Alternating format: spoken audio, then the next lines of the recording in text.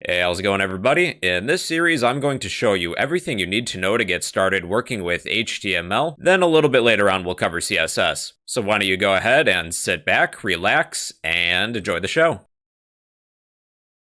Hey, if you enjoy my videos, please be sure to subscribe, because subscribing is free. Just like how this video is free. Help me out. Yes, I'm guilt tripping you. That is all. Why should you learn HTML? In today's age, people spend way too much time on the internet, myself included unfortunately. Knowing how to create or otherwise manage a website isn't a bad thing to know. Heck, add it to your resume. It really can't hurt. Even if you're not interested in web development as a career, almost every business has some sort of online presence. Knowing how to manage that online presence could convince a potential employer to hire you over somebody else. So why not? HTML is an acronym for Hypertext Markup Language. The general idea is that certain types of tags, also known as markup, is used to convey to a web browser how some content should be displayed. Usually tags are in pairs, with some content sandwiched between them. Header tags are typically used for titles.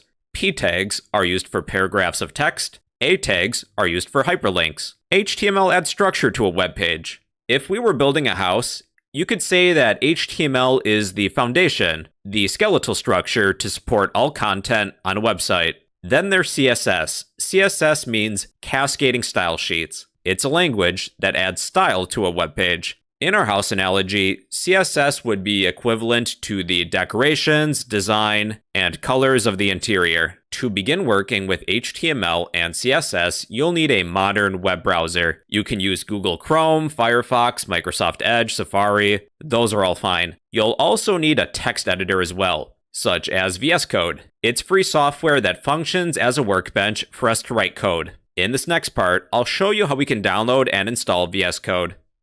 To download VS Code, head to this website, code.visualstudio.com.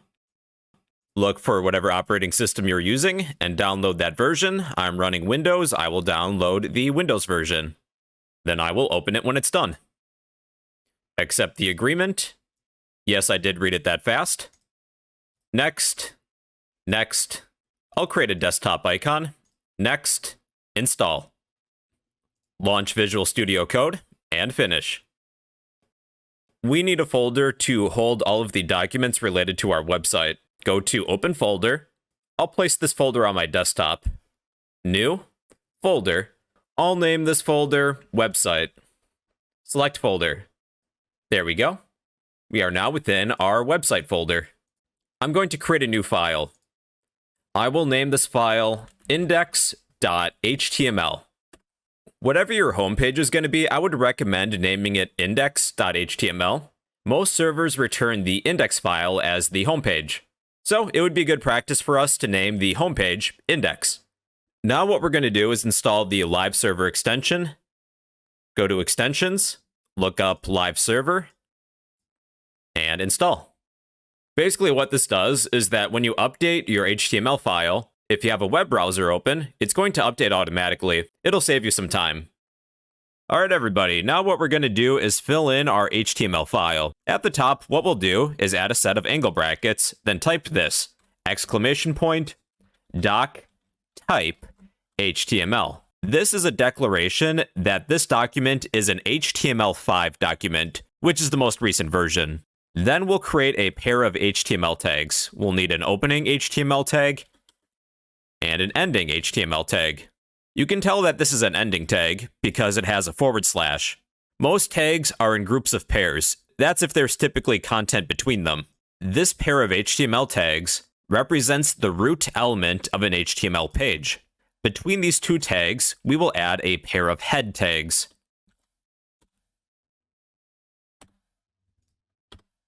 The head element contains information about your web page, such as a title. Let's add a title to our web page. Title. Add a closing tag. Let's set the title of our web page to be My First Website. Now what we'll do, right-click on your HTML file, then open with Live Server. Here's our web page. The title says My First Website. Just to make this easier on us, I'm going to place our web page side by side with VS Code.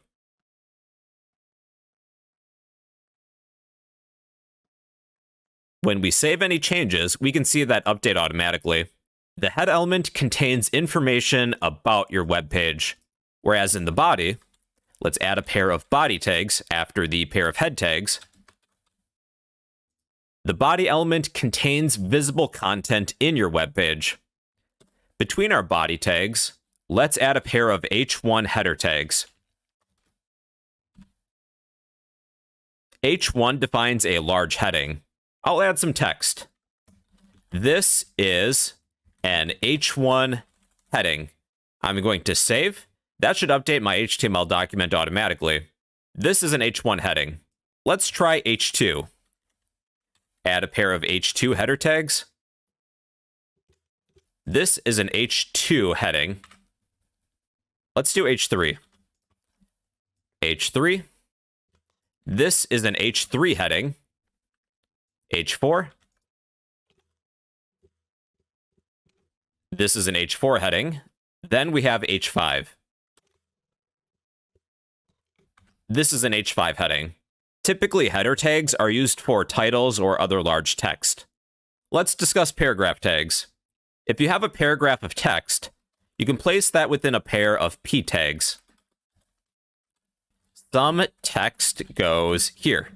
If you need some sample text to work with, if you're using VS Code, you can type lorem, then tab. This will create some garbage text for you. I think it's supposed to resemble Latin. If I were to copy everything within the set of paragraph tags, then save it, paragraphs are separated with a line break. Otherwise, if you do need a line break, you can type BR, meaning line break. So this is a self-closing tag.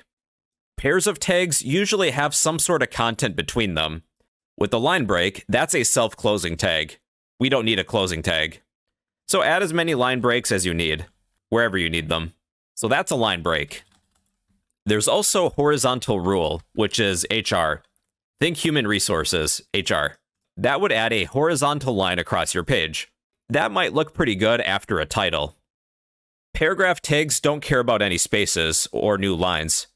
I'm going to put all of this on separate lines, just so it's more legible. So when I save, nothing appears to happen. Even if I were to add some line breaks between these sentences, nothing appears to change. You could always change your paragraph tags to PRE, meaning pre-formatted, as in pre-formatted text. That would retain any line breaks or spaces within these tags. It's up to you if you prefer the P tags or the pre tags. Now, the last thing I'm going to discuss are comments. Comments aren't displayed as output. They're usually used as notes for yourself or for other developers. You would type a left angle bracket, exclamation point, 2 dashes.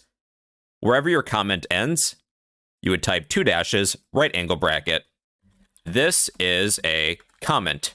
So when I save, nothing appears to happen. Comments are used for yourself or for other developers that are looking over this document. All right, everybody. Well, at this time, let's go over an exercise just so that we have a solid foundation and really remember everything. It'd be good practice for us. We're going to create a separate HTML file that displays the lyrics of a song you like. So let's create a new HTML file. Let's name this file lyrics.html. Again, we'll need to add this declaration, doc type HTML. That's a declaration that this document is an HTML5 document. Then we'll need a pair of HTML tags. We'll need a head element and a body.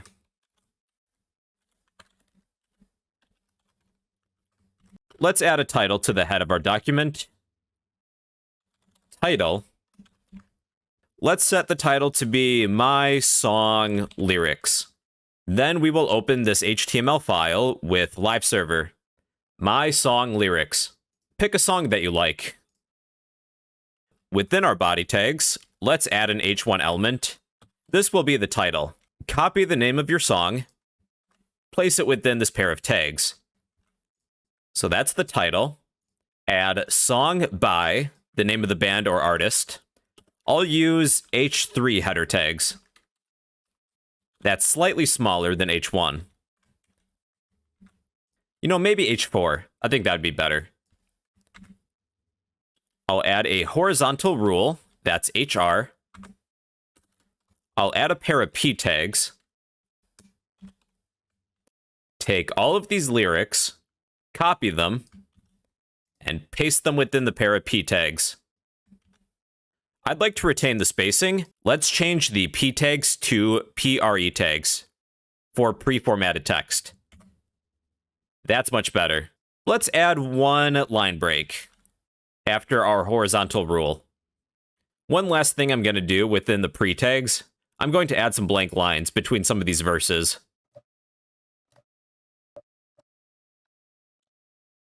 There we go. That's pretty cool. I think we have the hang of basic HTML now. In the next topic, we'll discuss hyperlinks. Hey, if you're enjoying this series so far, please be sure to support me by smashing that like button, leave a random comment down below, and subscribe if you'd like to become a fellow bro. Hey everybody, in today's topic, I'm going to show you how we can create hyperlinks. A hyperlink is a digital reference to data that a user can follow by clicking or tapping a button or link. To create a hyperlink, we will need a pair of A tags. A means anchor. Then we'll sandwich some text between these two tags, such as click me. We're missing one thing. What we'll need within the opening A tag is an attribute, an href attribute. An attribute is typically a name-value pair that modifies the behavior of an element. Href means hypertext reference. We're referencing something. Within the set of quotes, we can list a web page or a file to link to. Let's begin by linking an external website like Google. Let's paste the URL within the href attribute, save. Then when I click on this link, it takes me to Google, or some other website of your choosing based on what's within the set of quotes. There are more attributes you can add as well. They're optional. Another is target. Target equals, if you set target to be _ blank, this link will open this URL in either a new tab or a new window, depending on your settings. Google has opened in a new tab for me. Another attribute is title. The title attribute displays additional information about the element as a tooltip. I'll add a message. Goes to Google. When I hover over this link, we have a tooltip that states goes to Google. That's an additional option too. This URL is an absolute URL. You can also list a relative URL. So based on the last video, we have an HTML file of song lyrics. Within our index file, we will link to our lyrics file. So let's create another hyperlink. We'll need a pair of A tags, meaning anchor. We'll need some text. Song, lyrics is good. Then we'll need an href attribute. Href equals, these two files are right next to each other. For a relative file path, all we need is the file name. Lyrics.html. I'm going to add a line break real quick. BR meaning line break. Then when I click on this link, it takes me to my other HTML file. You could add these additional attributes if you would like. One last link. I'll create a line break. We'll create a link that begins the process of emailing someone. We'll need a pair of A tags. The text will be email me. Href attribute will be set to, now to send an email, type mail to, then an email address. I'll make up one. test@fake.com. When I click on this link, we begin the process of sending an email to this email address. However, I'm not signed in, so this is as far as it'll take me currently. Okay, now for an exercise. Let's go to our lyrics HTML file. Open with live server. Let me zoom out. Based on the last project, you should have a web page with some song lyrics that you like. We'll create a hyperlink to the original video. Let's do that after the artist. That would be right here, but before the horizontal rule. We'll create a pair of A tags. I'll add some text. Original video. Then you'll need to find the URL for the original video for your song. All right. I will set the href attribute to be that URL, the URL for a YouTube video. So when I click on the link, it now takes me to YouTube. Alright everybody, that's a hyperlink. It's a digital reference to data that a user can follow by clicking or tapping a button or link. And those are hyperlinks in HTML. Hey everybody, in today's topic, I'm going to show you how we can add images to a web page using HTML. So sit back, relax, and enjoy the show. Alright everybody, here's how to add an image to a web page. But you'll need an image to work with. I have a picture of a dog. I'll add that to my website folder. Next to my index file, I have a picture of a dog. To add an image, we'll use a self-closing image tag, then set the source equal to be the name of your image, including the extension. Mine is dog, and this is a PNG file. So this picture is fairly large. You can change the dimensions with the height or width attributes. I'll set the height to be 200 pixels. Now the width will adjust automatically. However, you could change that too if you wanted. If I need this image to be a perfect square, I will also set the width to be 200. However, this does compress the image. Depending on the dimensions of your original picture, you may need to change the height and/or width. I'll set the height to be 200 though. Then keep the width the same. It'll adjust automatically.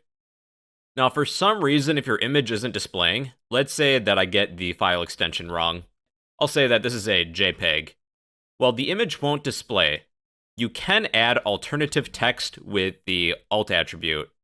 The alternative text, you could say anything. This is a picture of a dog. If this image doesn't display, you at least display the alternative text. Now, the nice thing about the alt attribute is that if somebody is visually impaired and they're using a screen reader, the screen reader will read this alt description. Just to test my screen reader, I'm going to add some text before and after this image as well. Let's add an h1 header tag. This is a cute dog. Then I'll add some text after. I'll use an h3 header tag. Woof woof. I'll use my screen reader. This is an extension on Chrome you can download. My first website. This is a cute dog. This is a picture of a dog. Woof woof. The screen reader read the alternative text for this image. So it is good practice, if you include an image, to write a brief description of the image. Another cool thing you can do with images is that you can turn them into hyperlinks. I will surround our image element with a pair of A tags, A meaning anchor. Then I will set the href attribute equal to a URL. I'll find the Wikipedia page for dogs. Alright, I'll copy this URL. Then I will set the href attribute to be this URL. When I click on this image, it takes me to the Wikipedia page for dogs. So yeah, you can turn an image into a hyperlink. Another cool thing you can do too is that you can include GIFs in your web page. This is my GIF that I'll include. I'll add that to my website folder. I'll include a self-closing image tag, set the source equal to be the name of my image. Then be sure to get the file extension right. This is a GIF. I'll set the height attribute to be maybe 200 as well. Height equals 200. Then I'll add some alternative text. Alt attribute will be smiling dog GIF. Now with a website, you may have all of your images within a separate folder, like this. I'll go to New, Folder. I'll create a folder named Images. Then I will move my images to the Images folder. So my images are no longer being displayed. We have our alternative text. This is a picture of a dog and smiling dog GIF. With your source attribute, we're using a relative file path. We need to navigate to the Images folder, then find the appropriate image files. I'm going to precede these images with the name of the folder. They are found within the Images folder. You may also need another /. For me, either work. Let's move on to an exercise. In the last few videos, we were working on a web page for song lyrics. let's include some album art. For my song that I picked, I have a picture of the original album art that this song is found from. I will move that to my website folder. Then I will move it to the images folder within my website folder. I need a self-closing image tag, set the source equal to B. We need to navigate to the images folder. I will list that first. Images / the name of the file. For me, it's album cover.jpg. Then I'll change the dimensions. I will set the height equal to be 200. I'll add some alternative text. Alt equals album art cover. Then a line break. Maybe 2. Then I'll turn this into a hyperlink as well. I will surround our image with a pair of A tags. I will set the href attribute to be the original YouTube video where you can find this song. So href equals the YouTube video that I linked before. So this should take me to YouTube. There we are. Alright everybody, well, that's how to include an image on a web page using HTML. Hey, how's it going everybody? In today's video, I'm going to show you how we can include audio in a web page using HTML. You'll need some audio files to work with. One place you can download some MP3 files is the YouTube audio library. Find some songs that you like, and then you can download them. Let's download 3 for this lesson. Once you have your 3 songs, let's move them to our website folder. Alright, we are ready to begin. So to include some audio, we need a pair of audio tags. Then between the audio tags, let's include a source element. With the source element, there is a source attribute. We will set the source attribute to equal the name of an MP3 file or other audio file. So let me copy the name. Be sure to get the file extension. And then I will paste that file, the file name. Nothing appears to happen because we don't have any controls, and the song doesn't play right away too. So to add some controls within the opening audio tag, type controls. And that's it. So we can now play our song.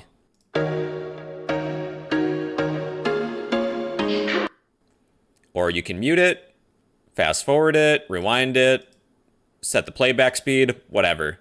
You can set your audio file to autoplay, but people find that annoying. So you should probably not do that.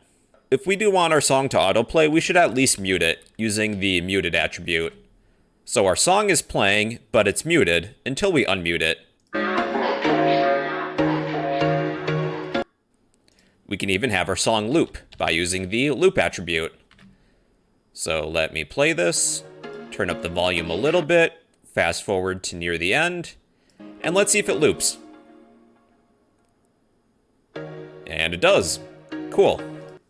Now, in case your web browser doesn't support a certain audio type, you can add fallbacks.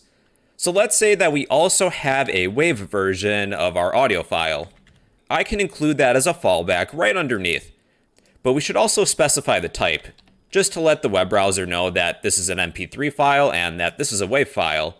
I'll include the type attribute. I will type audio/MPEG.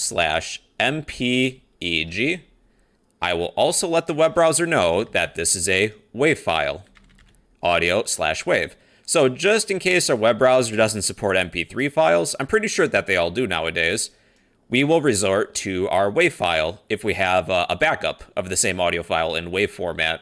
Let's include our 2 other audio files. So again, we need a pair of audio tags. Within the pair of audio tags, we will need a source tag, a source element, and I will set the source to equal the name of an audio file. So let's copy the name of our second audio file, including the extension, add some controls, and there's our second song. Let me pause the first one.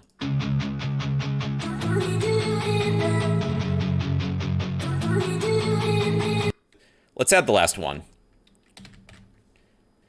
So here's the name of my last song. Be sure to get the file extension. We have our controls. And here's my third song. I feel like I'm losing my mind. Hey, for fun, let's add the name of each of these songs right before the controls. I'll use a pair of paragraph tags.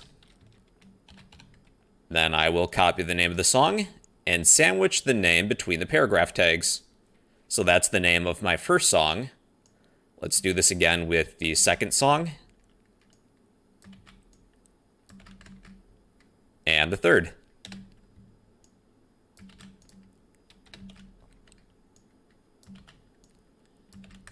So here are my three songs. Just to make everything a little more organized, I'm going to create a music folder within my website folder to hold all of my audio files. I will create a new folder. I will name this music. I'll place all of my audio files within the music folder. So we no longer know where the location of those audio files are, because we're using a relative file path. I'm going to set the source attribute to be music / the name of the file. We can locate those files now. So that's our first song, our second song, and our third song. That's how to include audio files in a web page using HTML. Hey, if you're enjoying the series, let me know by smashing that like button, leave a random comment down below, and subscribe if you'd like to become a fellow bro. Hey, what's going on, everybody? Today I'm going to show you how we can include a video in your web page using HTML.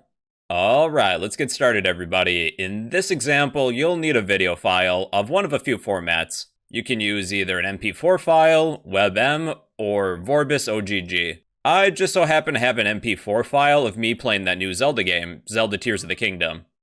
This is just some sample footage.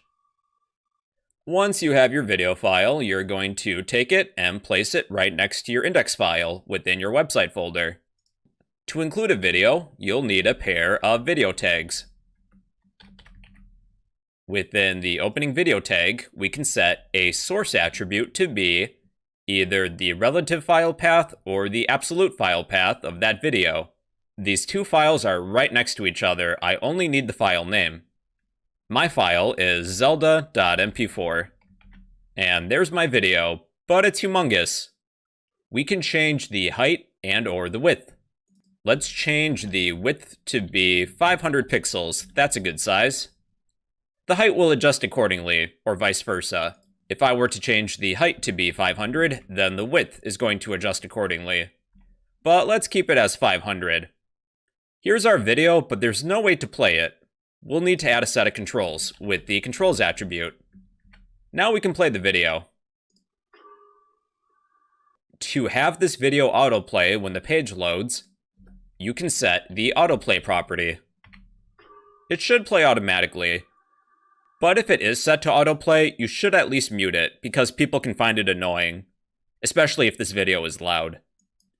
Let's add the muted attribute. So now it autoplays, and it's muted. To have this video loop when it's done, let me fast forward to the end. I can add the loop attribute. Now it should loop when it reaches the end. Right about here. Yeah, and it's back to the beginning again. Just in case somebody's web browser doesn't support this video file, you can add backups. I also happen to have a WebM version of the same video. I'll place it within my website folder. Then within the pair of video tags, we will add a source element. Take our source attribute, cut it, then paste it within the source element. You can keep all the attributes within the opening video tag. You should also tell the web browser what type of video file this is. Video/MP4. Now to include a backup, we just need to use the source element again. As a backup, in case a web browser can't play my MP4 file, we'll instead use the WebM version. Zelda.webm. The type is WebM. All right, so let me delete the MP4 version to test it. Let's save and reload everything. And now my WebM version is playing. You can't really tell the difference. You also have the capability of turning this video into a hyperlink. I will surround my video element with a pair of A tags.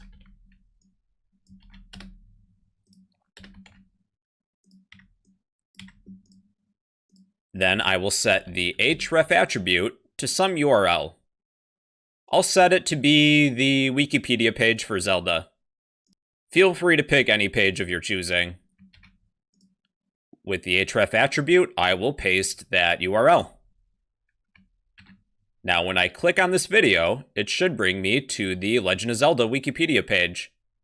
To open this link, I get it, link, because it's Legend of Zelda. Anyways, to open this link in a new tab, I can set the target attribute to be _blank. Then it should open in a new tab, which it does. Alright everybody, so that's how to include a video in your web page using HTML.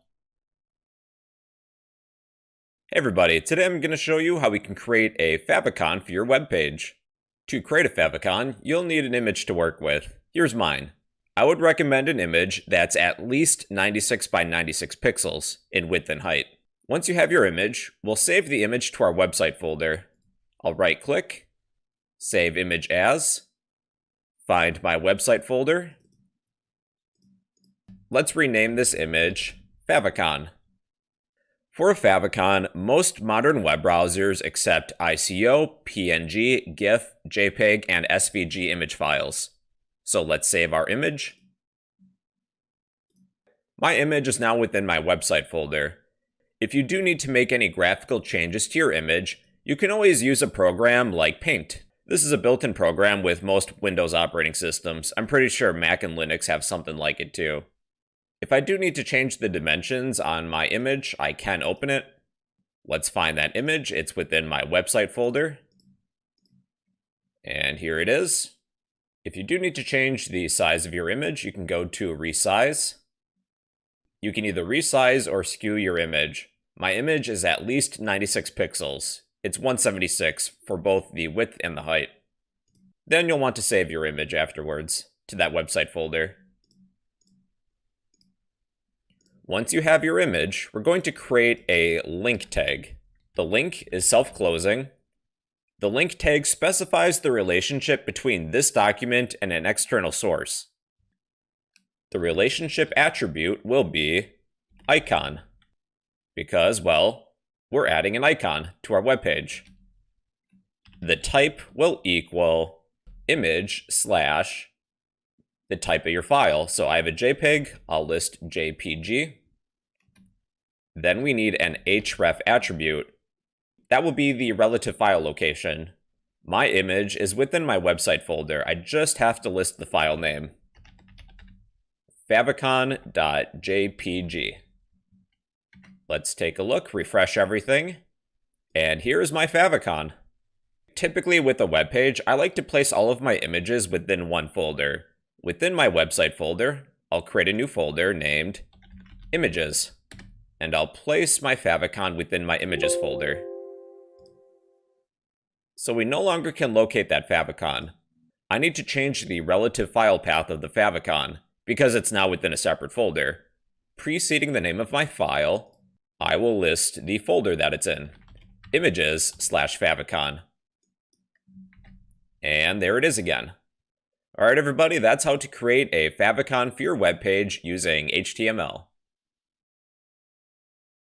Hey everybody, today I will explain text formatting in HTML. Text formatting gives text special emphasis. We can create bold text, italic text, underlined text, so on and so forth. Let's begin. Let's create a pair of paragraph tags. And between this first set of paragraph tags, let's type, "This is normal text." Let's copy this line of markup and then paste it like 10 times. Okay, I lost count. Whatever text you would like to add emphasis to, you surround that with a pair of tags, but there's different pairs of tags that have different effects. For a bold effect, we use a pair of B tags. Let's surround normal in the second line with B. Then change normal to the word bold. This is bold text. I is for italic. So let's surround the next line with I. This is italic text. Then underlined is U.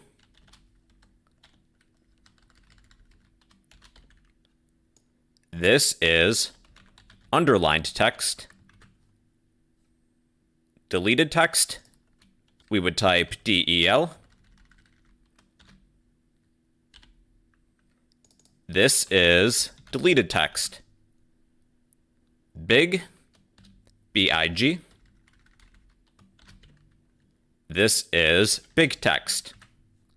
So this text is a little bit bigger than the other text surrounding it. Then there's small.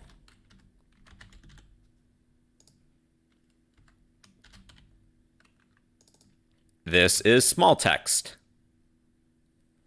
Subscript. Type sub. This is subscript text. I misspelled that. There. The subscript text is smaller and it's just underneath the other text surrounding it. Then there's superscript. Type SUP like you're saying sup, like what's up. This is superscript text. Then you have monospaced, which is TT. This is monospaced text. Oops, I forgot to close it. This is a good example of why you should add closing tags, because the markup will cascade through the rest of your document, so be sure to close any opening tags. Alright, then the last one is mark. Mark creates a highlight effect. Kind of like you're taking a highlighter and highlighting some text. You can use CSS to change the color too. I haven't really discussed CSS yet, but to add a little bit of inline CSS within the opening mark tag, take the style attribute, set that equal to, take the background dash color, colon, then we can pick a color. How about light green? I think that would look good. And our highlight effect is now light green, or pick some other color if you're choosing. We'll discuss colors more when we reach CSS. Alright everybody, so that is text formatting. Text formatting gives text special emphasis. You can create text that is bold, italic, underlined, deleted, big, small, subscript, superscript, monospace, and highlighted text. And well, that is text formatting in HTML. Hey, how's it going everybody? Today I need to explain the span and div tags in HTML. The span tag is an inline container to group elements for styling purposes. The div tag, it's very similar, except it's a block container to group elements for styling purposes. Here's an example. Let's create two H1 titles. This is a span title. Then close it. Let's copy this line of markup, then paste it. The second line will be this is a div title. I'm going to enclose my first sentence with a pair of span tags. So we need an opening span tag and a closing span tag somewhere. Alright, with this set of span tags, we are enclosing this text within a container. It's an inline container. We can apply some CSS styling to this sentence, whatever is sandwiched between the pair of span tags. Let's change the background color of the title. I will set the style attribute to equal background dash color, then pick a color. How about red? Then a semicolon. There, so the background of my title is red. But you know what? That red is a little bright. Let's do tomato. I think that's a better color. Whatever is enclosed with a pair of span tags, we can apply some inline CSS styling to. Now with div, this creates a block level container. So I will surround this sentence with a pair of div tags, div meaning division. Let's apply that same styling. I'll copy my style attribute, paste it. Let's change the color to be maybe cyan. All right, here we are. This is a title using span. This is a title using div. Span is an inline container. Div is a block level container. It takes the entire width of my document. You can see that this is all blue. Let's create a pair of paragraph tags. This is a span sentence. Then close it. Let's copy this paragraph, paste it again, then change the second sentence to div. All right, let's enclose our first sentence with a pair of span tags. All right, I will set the style to be red. Well, tomato color technically. It's kind of like we're highlighting the text, much like the mark tags in the last topic. Let's copy this tag, change span to div, then the color. How about cyan? And then we need to close the div tag.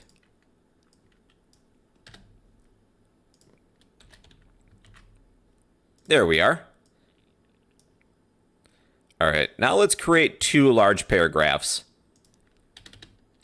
We need a pair of paragraph tags. In VS Code, to generate some sample text, you can type lorem, then tab. So I will copy this line, paste it again. Let's say after the first sentence, I would like to add a background color. So right here, I will add a span tag, an opening span tag. Then where would I like to close it? Let's do so before the closing paragraph tag. Then I will change the background color.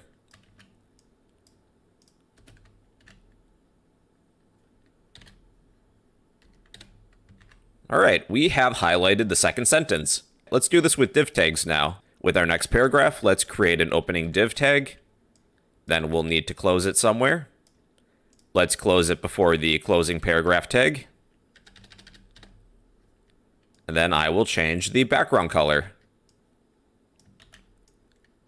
Within the opening div tag, I will set the background color to be cyan. What we have done is created a block level element for the second sentence within our paragraph.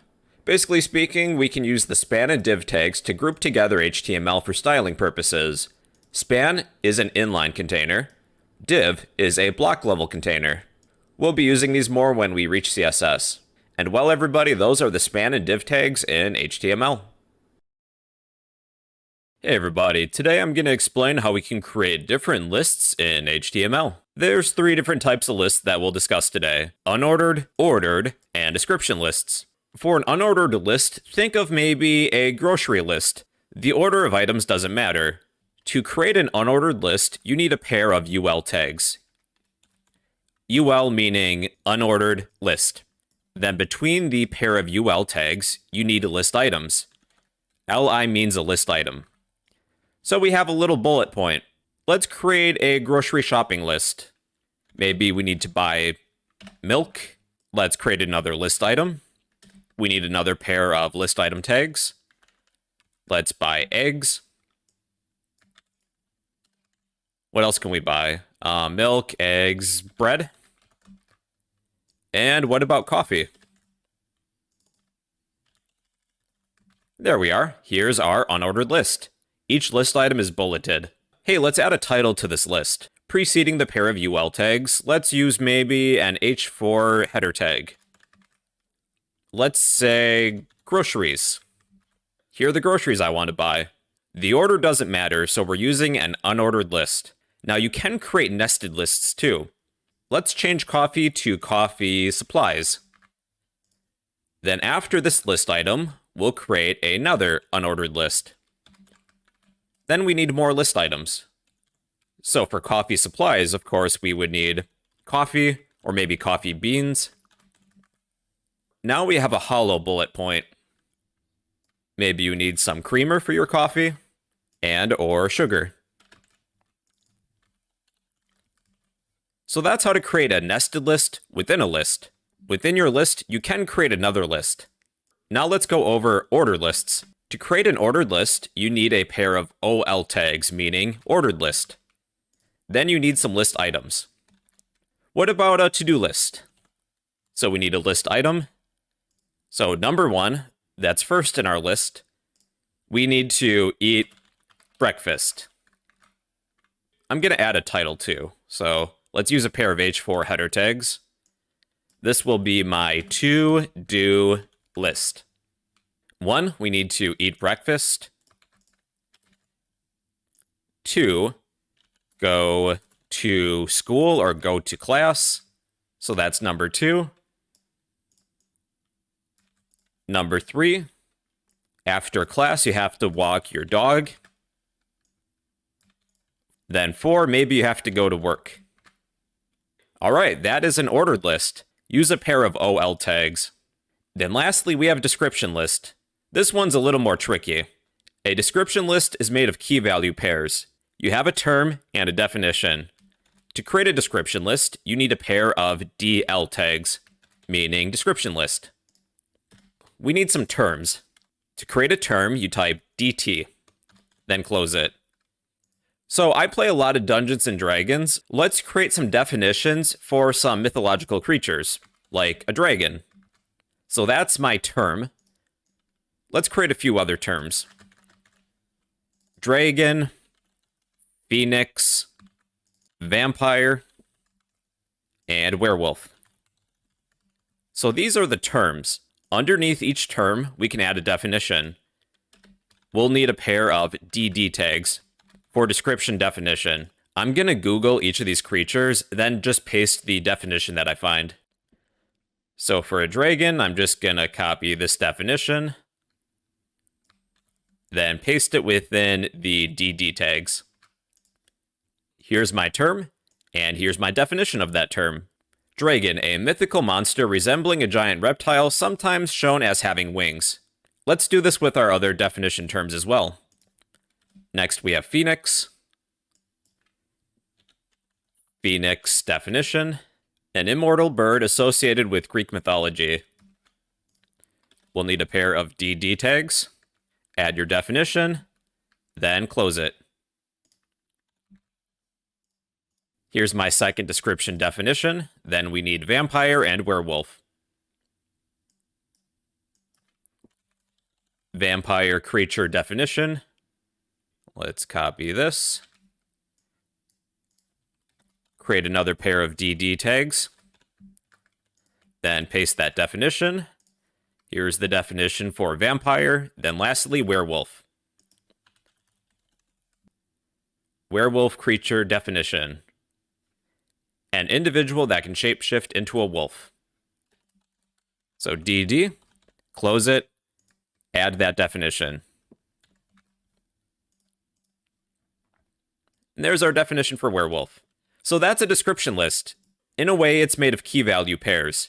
You have a term, which is represented with description term, then a description with DD, description definition. I forgot to add a title to this list. Let's do that. I'll use a pair of H4 header tags. Let's make the title Mythical Creatures. Not bad. Let's add a background color because, well, we can. I'll add a background color to the opening DL tag. So style equals background dash color. What's a good color for this? What about light green? I haven't discussed borders yet, but to add a border, you can type border, colon, then a size, maybe 2 pixels. Then there's different borders, but let's go with solid for now. Here's a border around my list. All right, everybody, so that's how to create different lists in HTML. We have unordered lists, ordered lists, and description lists. You can style your lists as well, but we haven't really discussed much CSS yet. But yeah, those are different lists in HTML.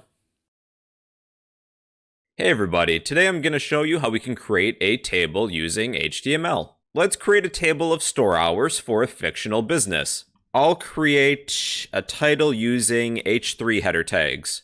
The title will be store hours. What are the hours of operation for our store? To create a table, we need a pair of table tags. For the first row, we need a pair of TR tags, meaning table row. So the first row is going to be filled with table headers. How many columns do we have? Well, if we have a table of store hours, there's 7 days in a week. We will need 7 pairs of table header tags. So let's copy and paste these tags 6 additional times for a total of 7. 1, 2, 3, 4, 5, 6, 7. All right, now for the first column, the header will be Sunday. We have Sunday, then Monday, Tuesday, Wednesday, Thursday, Friday, Saturday. So here's my first row. The first row is your table headers. Add 1 header for each column in your table.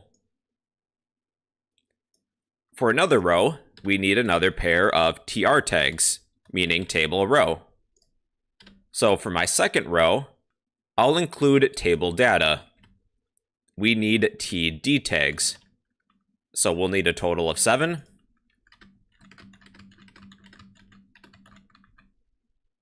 On Sunday, our fictional store is going to be closed. I'll type closed. As we can see that this data is underneath this header for the second row. Monday, the hours will be 9 to 5. Let's apply that for the other days besides Saturday. Monday through Friday, the store is open between 9 to 5. Saturday will be reduced hours, 10 to 2. Alright, not too bad. To align the table data, what you're going to do is within the table row, take the align attribute, set this to center. Or otherwise, if you would like to right justify it, you would type right. But let's stick with center. Let's align the first row as well. We can also add a border. Within the opening table tag, set border equal to 0. That's for no border. Then increase the number depending on the thickness that you want. So 1 will give us a border that is this thick. 2. And 3. Let's stick with 1. Let me move this a little. These table cells aren't exactly the same size. The word Wednesday has a lot of characters.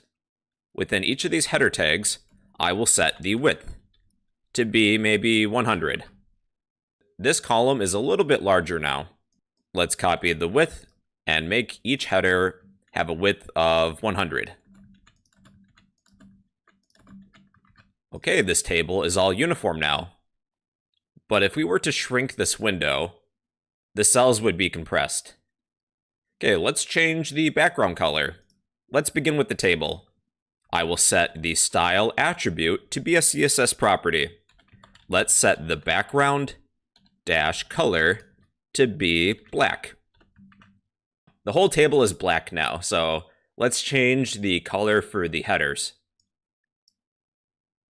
And I'm just going to copy this style attribute. Let's change the first row to have a color of light blue. We can at least see the text now. And then for the second row, let's pick a different color. I think this color would be good. Alice blue. Yeah, that's not too bad. If you need additional rows for your table, use another set of TR tags, meaning table row, then you can add another set of data. Alright everybody, that is how to create a table using HTML. Hello again everybody, today I'm going to show you how we can create a button using HTML and a little CSS. To create a button, we need a pair of button tags. And here's our button. It's really small and it doesn't do anything. Let's add some text. Between the button tags, let's add some text, like click me. So here's our button, but it's fairly small. We can change the size of this button by changing the font size.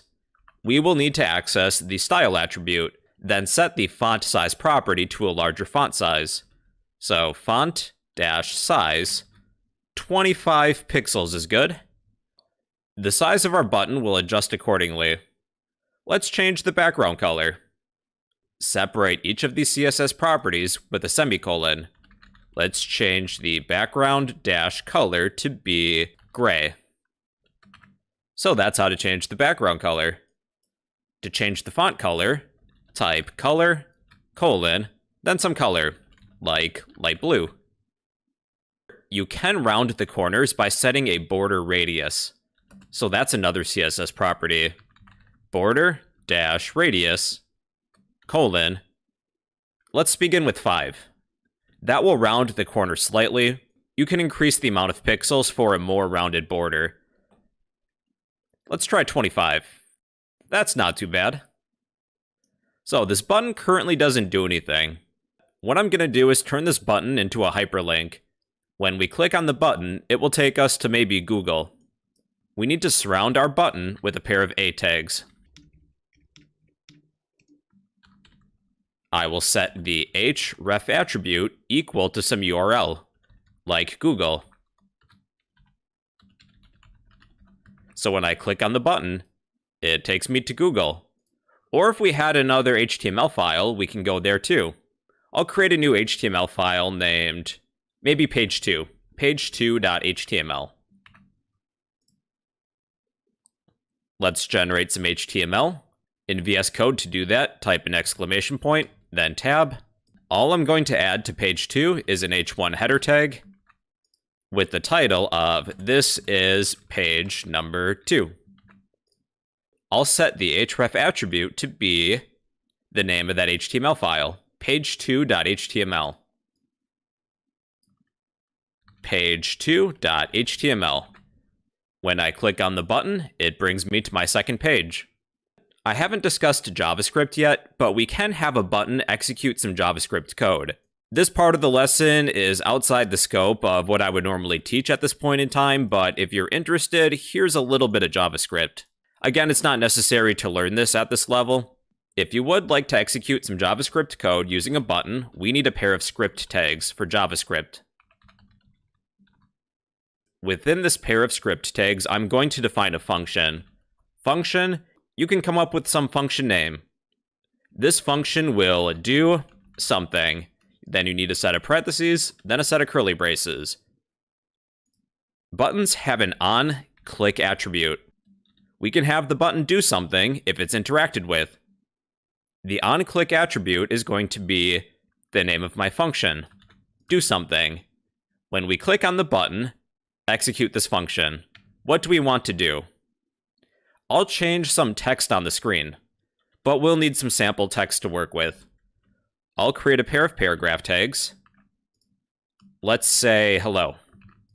Within our JavaScript function, we'll change the text of whatever's between these two paragraph tags, but we need an ID. There's an ID attribute. I'll name this text maybe greeting. So when we click on this function, I would like to change the text of my greeting. Within the function, we can do that with document.get element by ID. Within the set of parentheses, the ID is greeting. Follow this with .inner HTML. Then we can set this equal to some new value. Let's set the new value to be goodbye. Now, when I click on the button, it changes our text. So that's a button, everybody. You need a pair of button tags. You can apply some CSS styling. I haven't really discussed CSS yet, so we did inline CSS. But if you have these many properties, I would recommend a style sheet, which we'll cover later. To make your button bigger, you can change the font size. You could have your button bring you to another HTML page, or even execute some JavaScript code. And well, everybody, that's how to create a button using HTML. Hello again, friends. Today I'm going to explain how we can create a form using HTML. To create a form, we'll need a pair of form tags. The opening form tag has a few attributes we need to fill in. First is an action attribute. After submitting our form, to what location do we want to send our form to? Form submission is done with a backend language such as PHP.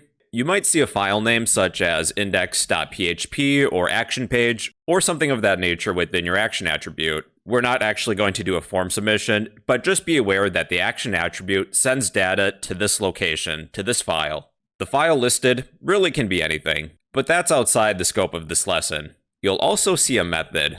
The method attribute specifies if this is a GET request or a POST request. POST is used for confidential information, such as a username and a password.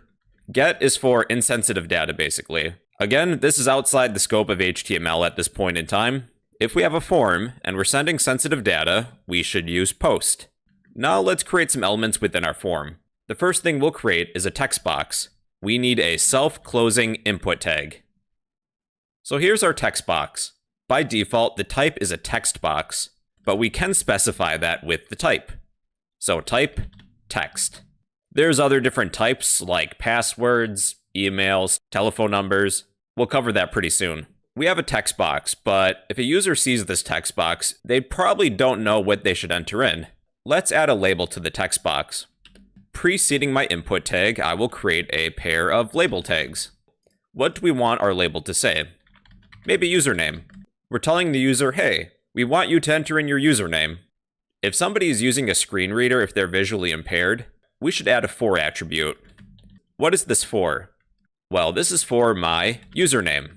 Another benefit of adding the for attribute to a label, when you click on the label, your cursor will move to the text box. But we need a matching ID attribute within the input tag. So the ID is going to be the same as the for attribute. Then when I click on the label, our cursor moves to the text box. There are a few other attributes you might be interested in as well. But before we get to that, we should create a submit button to submit our data. At the end of our form, we'll create an input tag. The type will be submit. It's a submit button, but it currently doesn't do anything. We're not using a backend language to submit form data to. There are some useful attributes for text boxes. Within the input element for our text box, let's add the required attribute.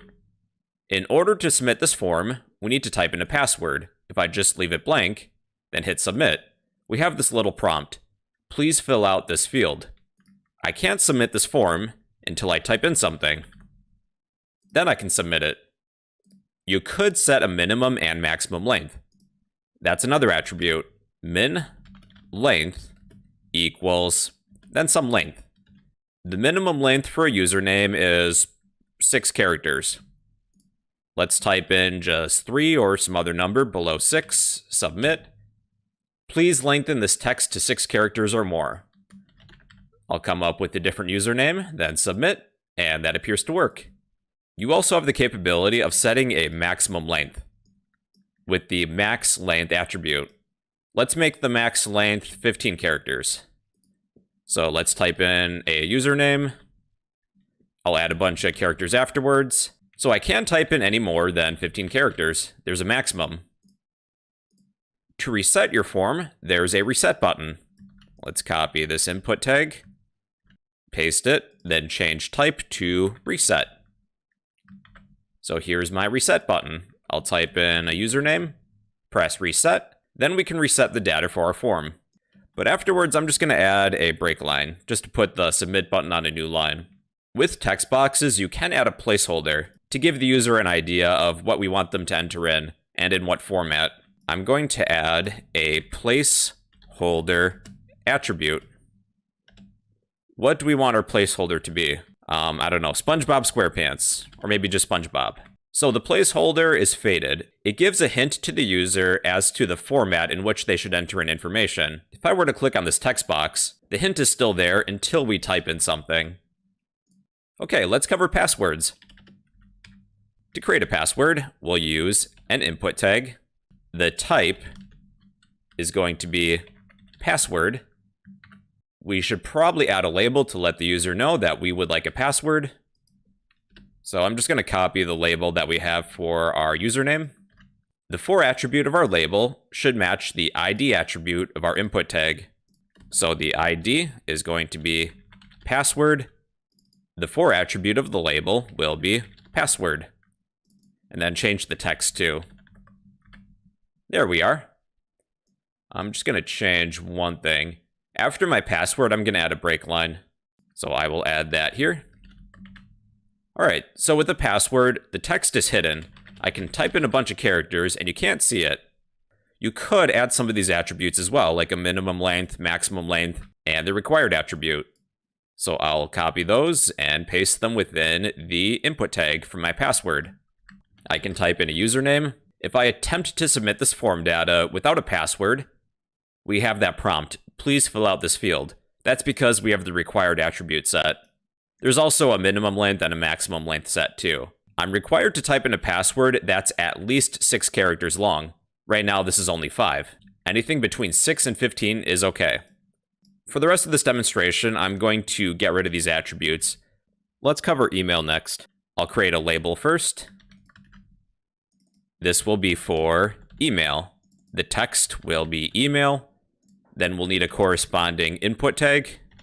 Input type equals email. For the ID, I will also set that to be email. I'll add a line break after. Then I'll add a placeholder. squarepants@gmail.com. Again, the placeholder is letting the user know the format in which they should type in their information. If I were to type in some text, but we're missing that @ sign. Hold on, let me type in something real quick. All right, click submit. We have a prompt, please include an @ sign in the email address, because we're looking for a valid email address format. That's input for email. Let's copy our label. For phone, the text will be phone number. Again, we need an input tag. The type will be TEL for telephone. We need a matching ID that matches the for attribute. Phone, I'll add a break element to the end. We can type in a phone number. I'll add a placeholder too.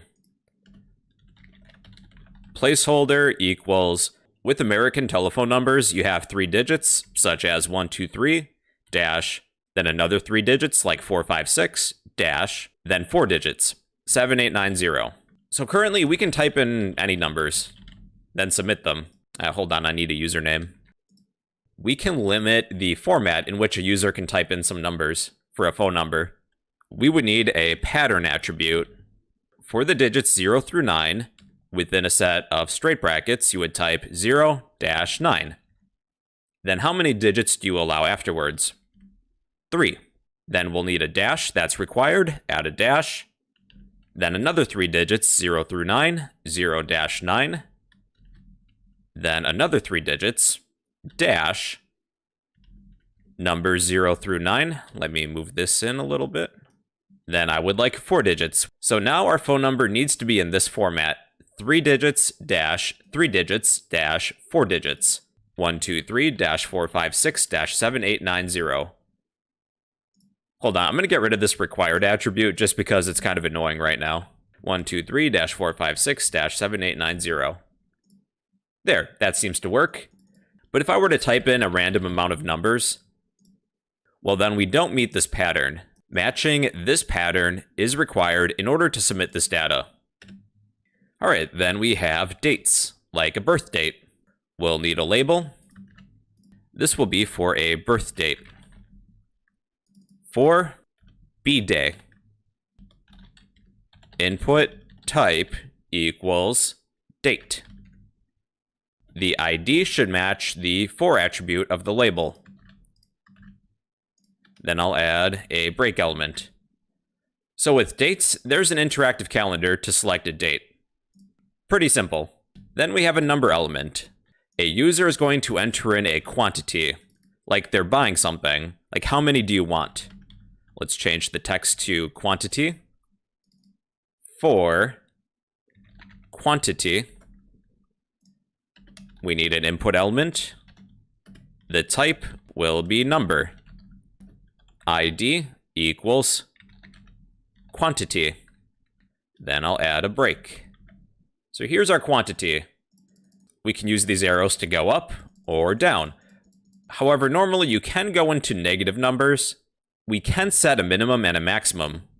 with the min and max attributes. So the minimum will be 0. We don't want to go below 0. The max, I think 99 is good. So we can't go below 0, but we can go all the way to 99 and no further. You can add a default value with the value attribute. I'll set the default to be 1. That is for number input. It's good if you need a quantity of something. All right, then radio buttons. Radio buttons are a little tricky. With radio buttons, you can only select one from a group. I think a good label will be for a title. Are you a Mr., a Miss, a doctor, whatever? Like, what's your title? So title, for title, we have our title so far. Then we'll need individual buttons. I'll create a label for Mr., Miss, and Doctor. Mr., Miss. In the US, Doctor is PhD. The for attribute will be Mr. for Mr., Miss for Miss, then PhD for PhD. I'm going to get rid of these colons. So after each label, we'll create a radio button. Input type equals radio. The ID will match the for attribute of the label. We have Mr. Then we'll want to add a value too when we submit this form. So Mr. Okay, let's copy this input, then apply it to Miss and PhD. So type radio, ID will be Miss, value Miss. Then we have PhD. ID will be PhD, value PhD. So we have 3 radio buttons. Let me just add a break afterwards. With a group of radio buttons, you should only be able to select one. However, we can select all 3. That's because we need to add all of these radio buttons to the same group. We're going to add a name attribute. We'll name this attribute title. Whichever radio buttons you would like in the same group, they need to share the same title. Now we only can select one. Those are radio buttons. Okay, let's create a drop-down menu. This will be for a payment. Like, what kind of card are you paying with? Is it a Visa card, MasterCard, gift card? For payment. Instead of an input element, we're going to be using a pair of select tags for a select element. Then add a break afterwards. So we have a drop-down menu, but there's no options. We will add option elements within our select element. So these have opening and closing tags. Let's create 3 options. An option for Visa, MasterCard, then gift card. For option 1, the value will be Visa. The text will be Visa. So we have 1 option. Let's add 2 more. Value, MasterCard. The text will be MasterCard. Then a gift card. Value equals gift card. The text will be gift card. Then I forgot to add an ID to the opening select element. ID equals payment. There we are. All right, so that is a drop-down menu. You need a pair of select tags. Within the select tags, you can create option tags. Then we have a checkbox. Again, let's create a label. This will be for a checkbox. I think a good use of a checkbox will be a subscribe button. The for attribute will be subscribe. The text will be subscribe. We'll need an input element. Input type equals checkbox. The ID will match the for attribute of the label. Then add a break element after. I can subscribe by checking the checkbox or by clicking on the label. This one's a little tricky. We're going to create a text area. Again, we'll need a label. The text next to the text area will be comment for comment. We'll create a pair of text area tags. So we have a text area. The ID of the text area will match the for attribute of the label, so comment. You can change the dimensions of your text box, by adjusting the rows and columns. I would like 3 rows, rows equals 3. Columns, that will be 25. So now we have different dimensions for our comment. You can type in anything. You suck. Bro code. That's how to create a text area. For a file submission, again, we'll create a label. We're kind of following the same pattern. File for file. Again, we need an input tag. Input type equals file. The ID will match the for attribute of the label. File. Then I'll add a break. So now we can choose a file. However, by default, we can accept all files. To limit the type of file that you're looking for, there is an accept attribute. What file types will we accept? Let's do an image. For a PNG, that would be image/PNG. When I choose a file, we're looking for a PNG now. You can add more than one file type. Each file type is comma separated. Let's also look for any JPEGs. So that would be JPEG. So now we're looking for a bunch of files, anything within this range. Now, if you're sending a large amount of data, there's one change we'll make to the form. We're going to change the encryption type within the opening form tag. Let's say we're sending an image, and the image is a large file. So we will set the encryption type equal to be multi-part/form data. In simple terms, when we send our large amount of data, we'll break it into multiple parts. Then when all of that data is received, those multiple parts will be reassembled. It's a little more complicated than that, but at this level, that's all you need to know. So if you're sending a large file, such as an image, I would recommend changing the encryption type to multi-part/form data. All right, everybody, so that's how to create a very basic form using HTML. It really doesn't look too pretty right now. You can always style it with CSS, which we'll be covering very soon. And well, yeah, that's how to create a form using HTML. Hello again, friends. It's me again. Today I will show you how we can create both a header and a footer for your web page. Header and footer elements are both semantic tags. They describe their meaning to both the web browser and the developer. They help organize your content, and CSS properties can easily be applied to anything within these containers. Headers are used for introductory content at the top of your page, such as a title, a subtitle, a logo, a navigation bar, but we haven't really discussed navigation bars yet. Footers act as a container for holding concluding content at the bottom of your page, such as an author, a copyright, or some contact information like a phone number or email. All right, so let's begin. To create a header within our body, we need a pair of header tags. Then for a footer, you need a pair of footer tags. Personally, what I like to do between the header and footer tags, I'll create a pair of main tags for all of the main content within our web page. It helps with organization. We'll begin with the header though.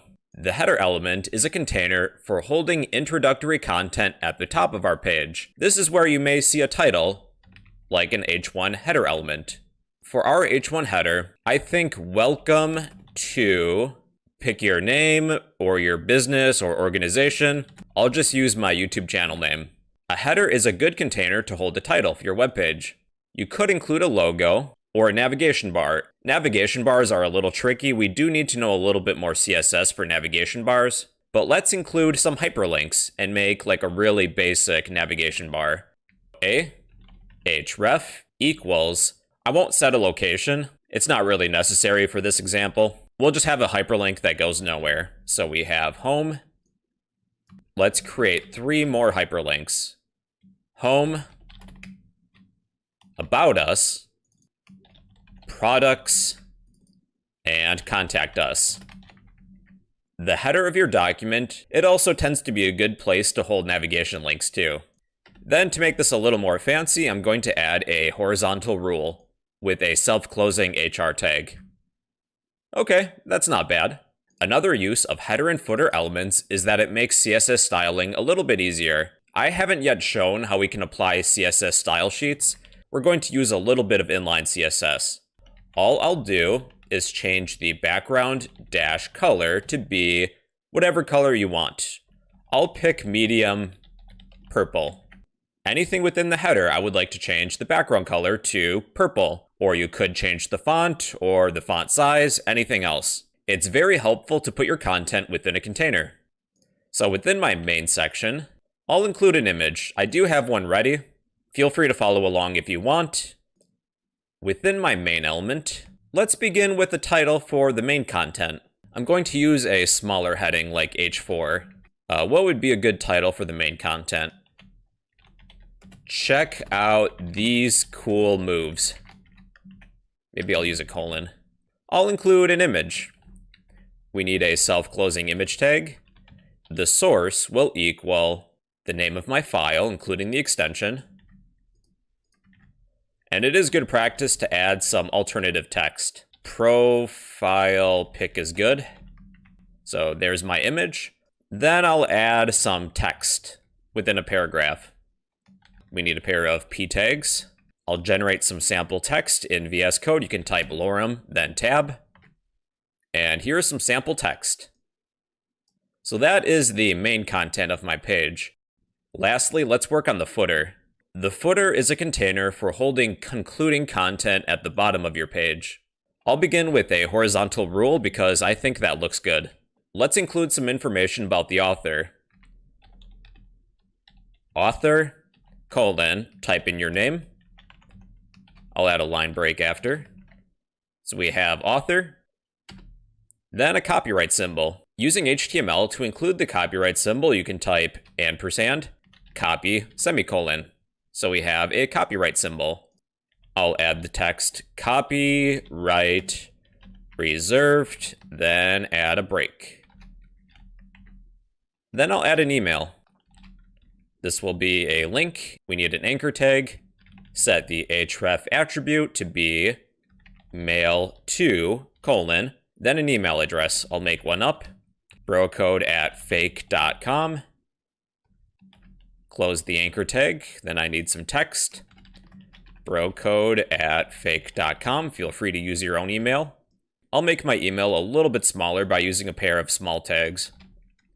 So enclose our hyperlink with small. There we are. And I'll change the background color to with the style attribute. Within the opening footer tag, I will paste that style attribute. I'll pick the same color of medium purple. All right, everybody, so those are headers and footers. They help organize your content, as well as make applying CSS a little bit easier, because you can target everything within the header or footer elements. And those are headers and footers in HTML. Hey, hello again, friends. Today I'm going to explain how we can get started working with CSS. So sit back, relax, and enjoy the show. CSS is an acronym for Cascading Style Sheets. We're able to apply CSS properties to color, style, or otherwise decorate our HTML markup.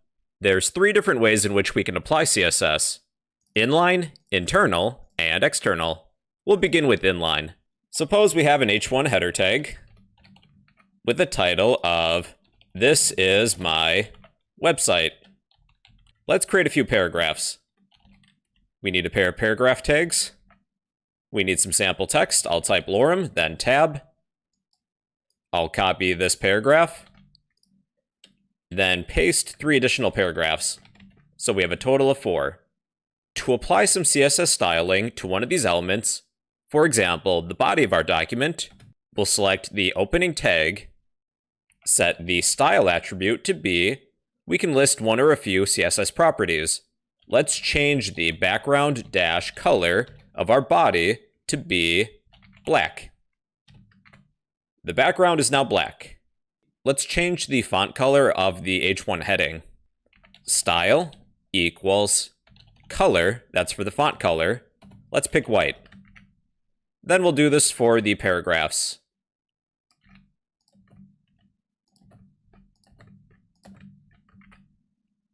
This is an example of inline CSS. Within the opening tag of one of your elements, you can change the style attribute, then list one of many CSS properties.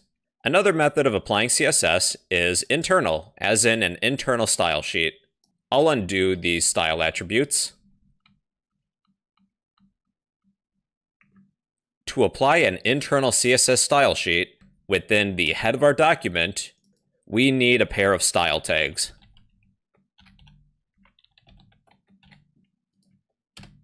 Whatever elements you would like to apply CSS to, you would list that within the style tags. If I would like to target the body of my document, I would type body, then a set of curly braces. List your properties between the set of curly braces.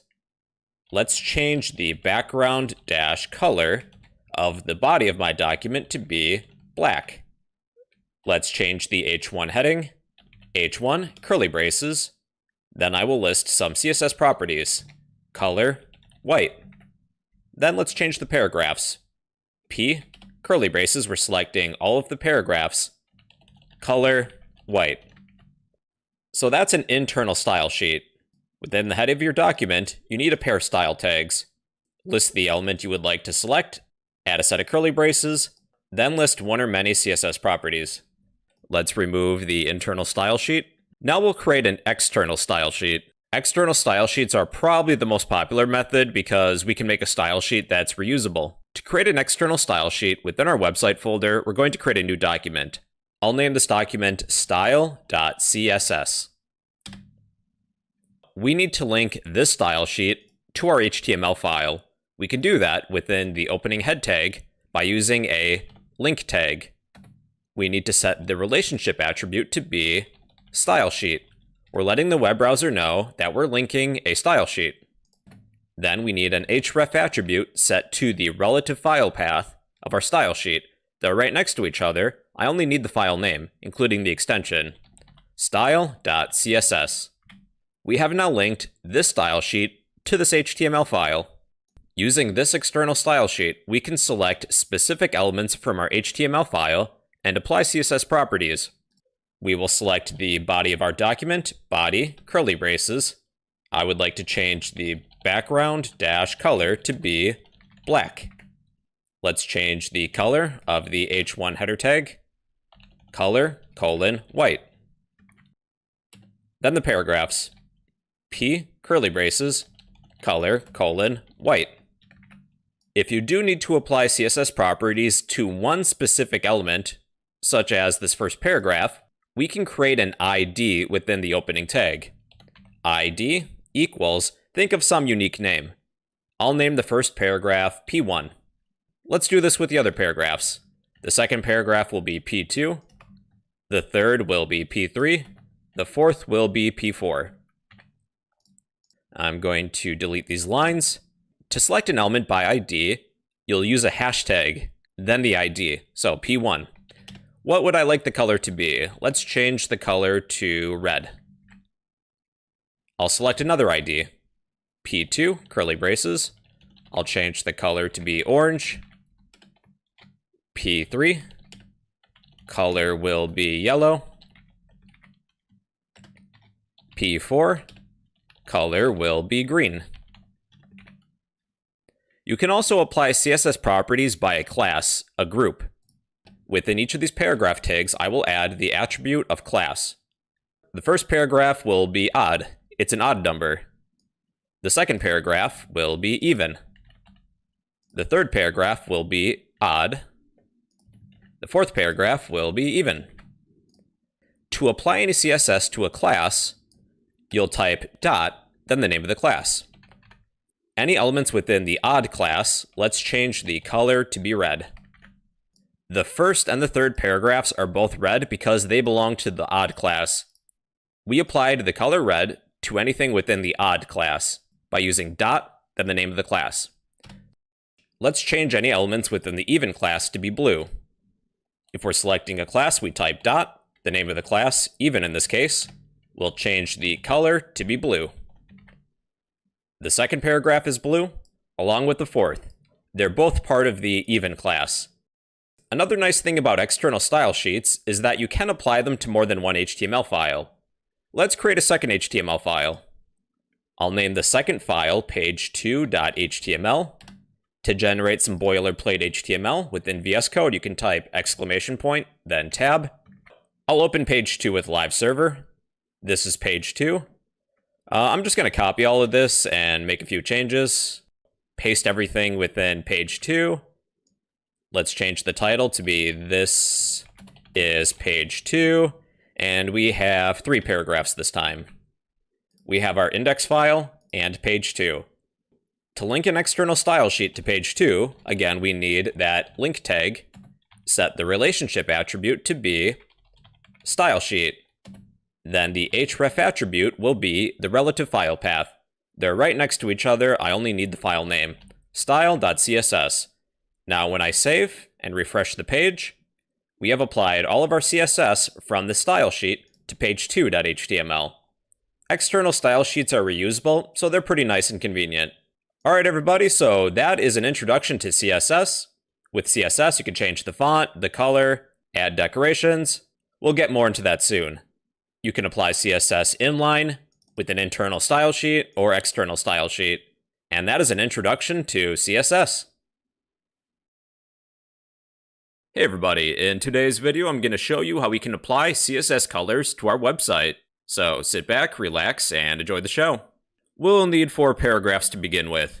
I'll name the first paragraph P1, the second will be P2, followed by P3, then P4.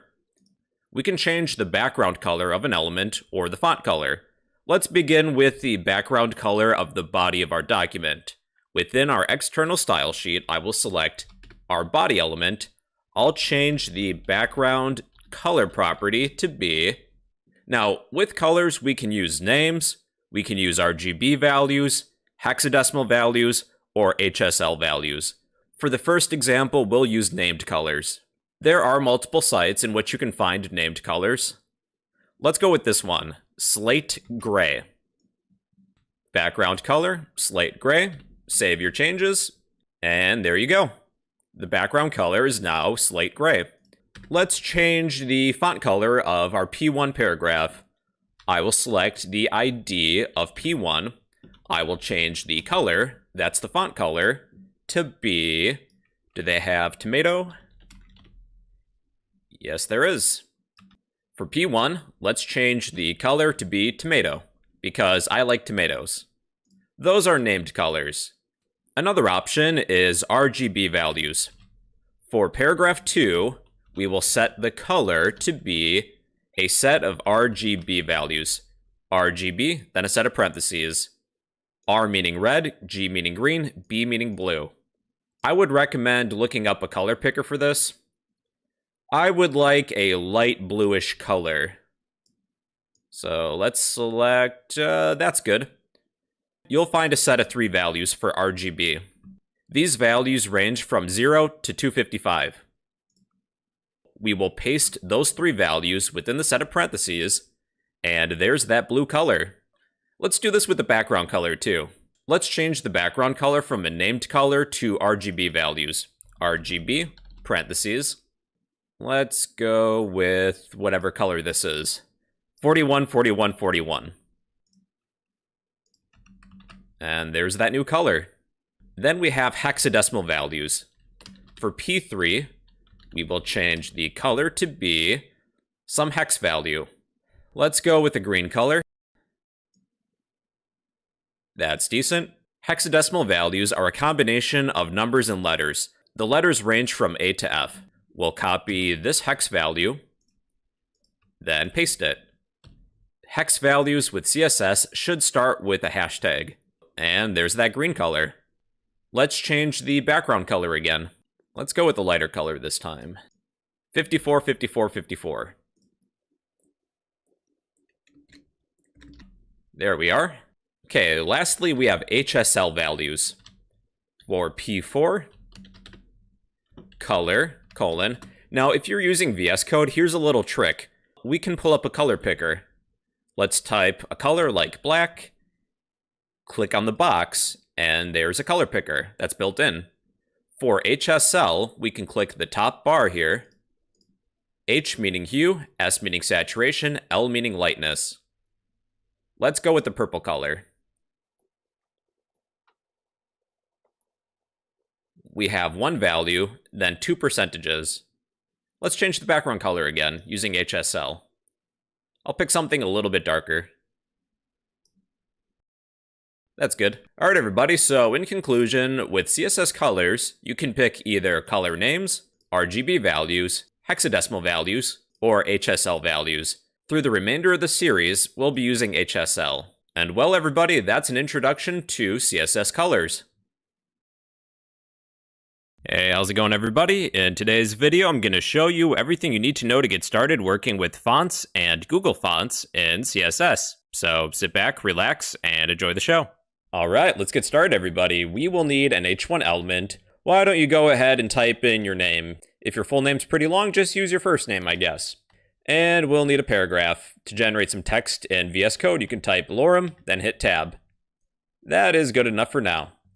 To change the font style, we will go to our CSS style sheet. I'll select our H1 element. To change the font, we can set the font family property. Then pick a font. I would recommend a sans serif font. Serifs are these little projections on each character after each brushstroke. Sans serif fonts don't have these projections. Sans serif fonts are easier to read on a monitor or mobile device. I'm going to pick the sans serif font of Verdana. Now, not all fonts are universally accepted by all web browsers. For some reason, if we can't display Verdana, it's good practice to have a fallback font, one that's web safe. So to add a fallback after your primary font, separate each font with a comma. Let's pick Arial. If a web browser can't display Verdana, the next available font is Arial. That's why you may see 2 or 3 fonts listed for a font family. They're all fallbacks. Let's change our paragraph element. I will set the font family to be Lucida Console. If the font name contains any spaces, you can just place the font name within a set of quotes. For a fallback, I'll use Courier New. If we can't display the first font, we will use the backup font. Now to change the font size, there is a font size property. Normally it's 16, but you can adjust that number. Here's 18, here's 14, here's 1, it's really tiny, you can barely even read it, like at all. Another unit of measurement is EM. Think of EM as the standard. 1 EM means 100%, it's the normal size. 1.1 EM is 110%. 1.5 is 150%. 0.5 is 50%.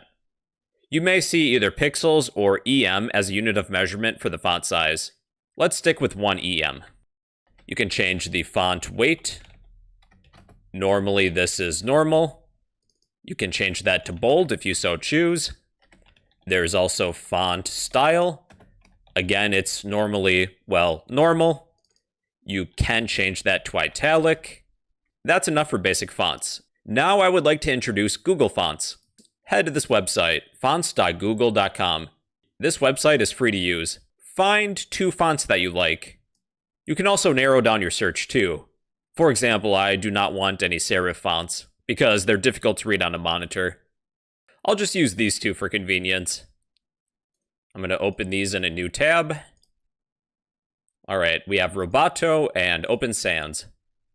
I'm going to select one of these fonts. I'll go with 400 regular. I'll press the plus sign next to this font. And we'll do so with our second font. I'll go with Light 300. To use these fonts, we need to link our HTML file with the style sheet. We can access that style sheet by going to View Selected Families. Be sure that this radio button is selected for link. Then we will copy this link. Within our HTML file, within the head element, I will paste that link. We now have access to those 2 fonts. My first font was Roboto. My second font, I already forgot the name of it, Open Sans.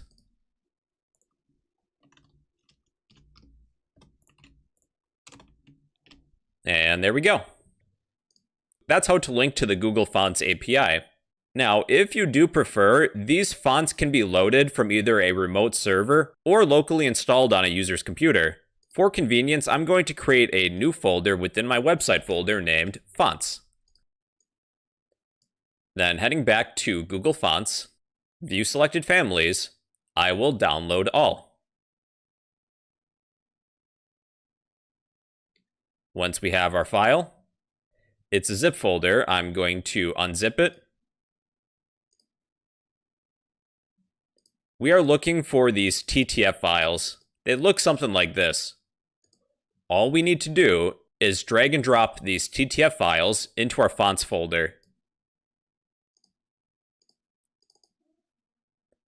I forgot which one I used. I think it was Roboto Light.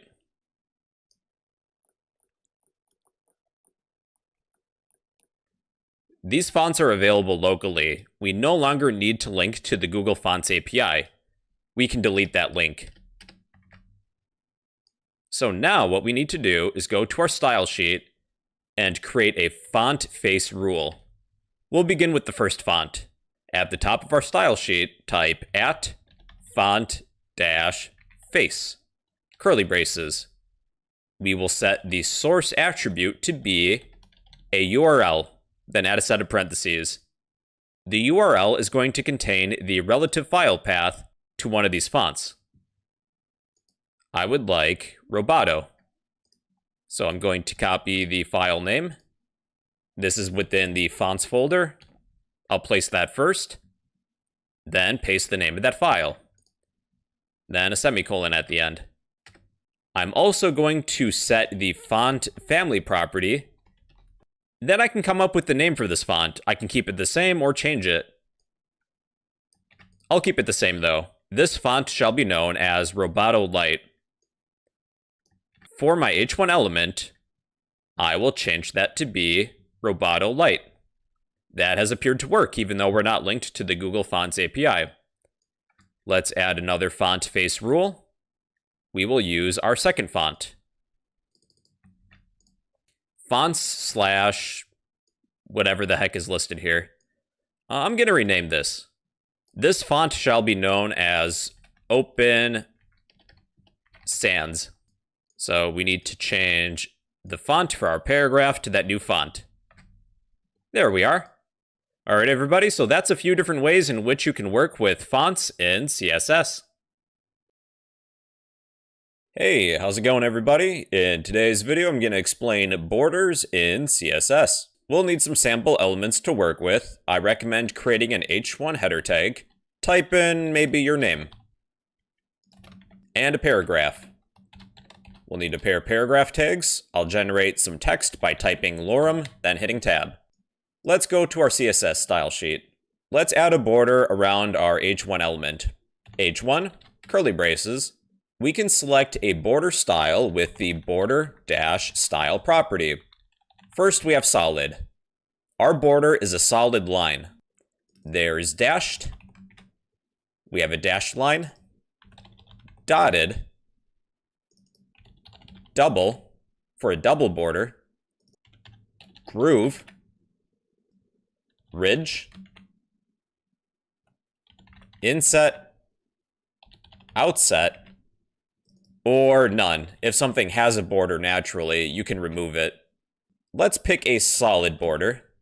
You can change the width of the border with the border width property. Border-width. By default, it's 1. Let's increase that to 2. Or even 3. 4. 5. Border width is for the border thickness. I think 3 would be good for this example. You can change the color with the border color property. Then pick a color. I'll use the built-in color picker and use HSL values. Let's go with a purple color. Something like that's good. You can even round the corners with the border radius property. Border-radius. The higher the number in pixels, the more rounded the corners are going to be. That's 5. This is 10. 15. 20. Okay, just out of curiosity, what if we do like 100? Okay, it seems like there's a maximum. You can only round to the corner so far. So it looks like the max is 20. Alright, there's also a shorthand syntax. In place of listing 3 different properties for the style, width, and color, we can do that all at once. Let's eliminate these 3 lines. We'll use shorthand syntax. For the border, I would like 3 pixels solid, then I'll list a color and use the color picker. Again, I would like purple. I don't quite remember what we had, but it was something like that. Yeah, that is the shorthand syntax. You type border, the border width, the border style, then the border color. But border radius is still a separate property. Let's add a border to our paragraph now. We will select the p tag. There is directional shorthand syntax if you want just one of the borders. Let's begin with the bottom. Border dash bottom. Then we can list a border width, border style, then a color. And this would only apply to the bottom border of our paragraph. Let's go with 3 pixels, solid, then red. But I'm going to pick a more specific kind of red. There we go. So that is border bottom.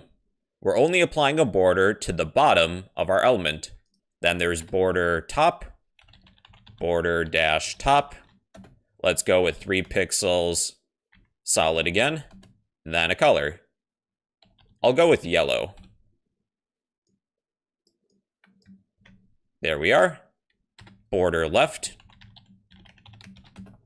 3 pixels. Let's try dotted this time. Then orange. That's good. Then border right. Border dash right. 3 pixels dotted again. Then I will pick green. Maybe like a light green. There we are. Then we'll set the border radius as well. This would apply for all of the borders. Let's try 10. Not bad. Alright everybody, that is how to create CSS borders. Hey everybody, today I'm going to show you how we can create text shadows and box shadows. We'll need some sample text to work with. I'll use an h1 element, type in your name, and we will need a div element. We will eventually create a box. I'll give this div an ID of box1. Good enough.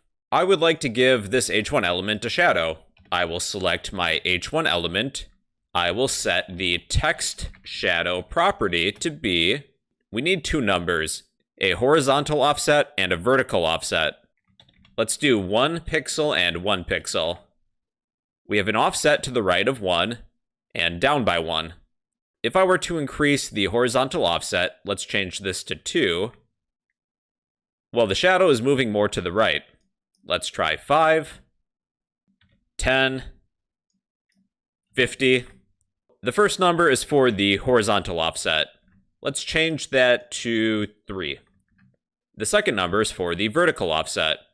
If I change that to 5, well, the text is going more downwards. 50 would be this. Alright, let's keep that at 3 though. You could add a third number for a blur. Here's a 1 pixel blur. 2, 3, 4, 5. If this is a really large number like 100, you can't even see the shadow anymore. Let's stick with 5. That's a decent amount. You can even change the color too. Let's pick a red color. That's good. You can add more than 1 shadow. Within the text shadow property, for more than 1 shadow effect, each shadow is comma separated. So add a comma afterwards. Let's copy what we have, paste it again. I'm going to give the second shadow a negative offset, so it's up and to the left. I'll change the color so it's more distinct. Let's go with the blue color. Yeah, I don't like that one. Yeah, that's fine. Alright, now let's cover box shadows. Let's select our ID of box 1. I'll give this box a width of 100 and a height of 100. Let's pick a color too. Background dash color.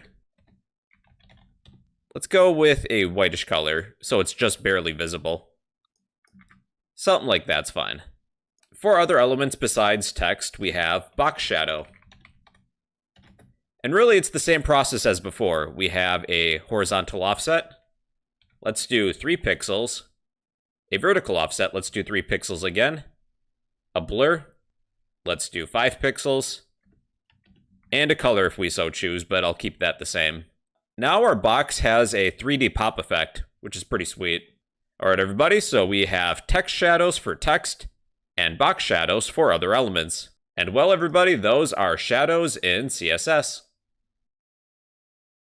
Hey, how's it going people? Today I'm going to explain margins in CSS. Margins are the space around an element. I'll create an H1 element, type in your name, or something that's kind of short, and we'll need a paragraph. I'll generate some text by typing lorem, then hitting tab.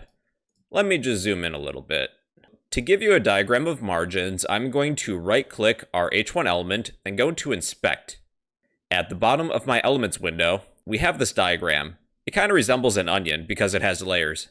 We have the element itself and its dimensions, padding, border, then margins. Padding is between the element itself and any borders. Margins are the area outside of any borders. Today we'll be working with margins, the area outside of any elements. Let's close this window. Naturally, there's a few pixels of margin around our body. The letters in our H1 element and our paragraph aren't directly next to the border of our window. So we can eliminate that. We will select the body element within our CSS style sheet. We will set the margin to be 0 pixels. So now the letters are directly next to the edge of the web browser.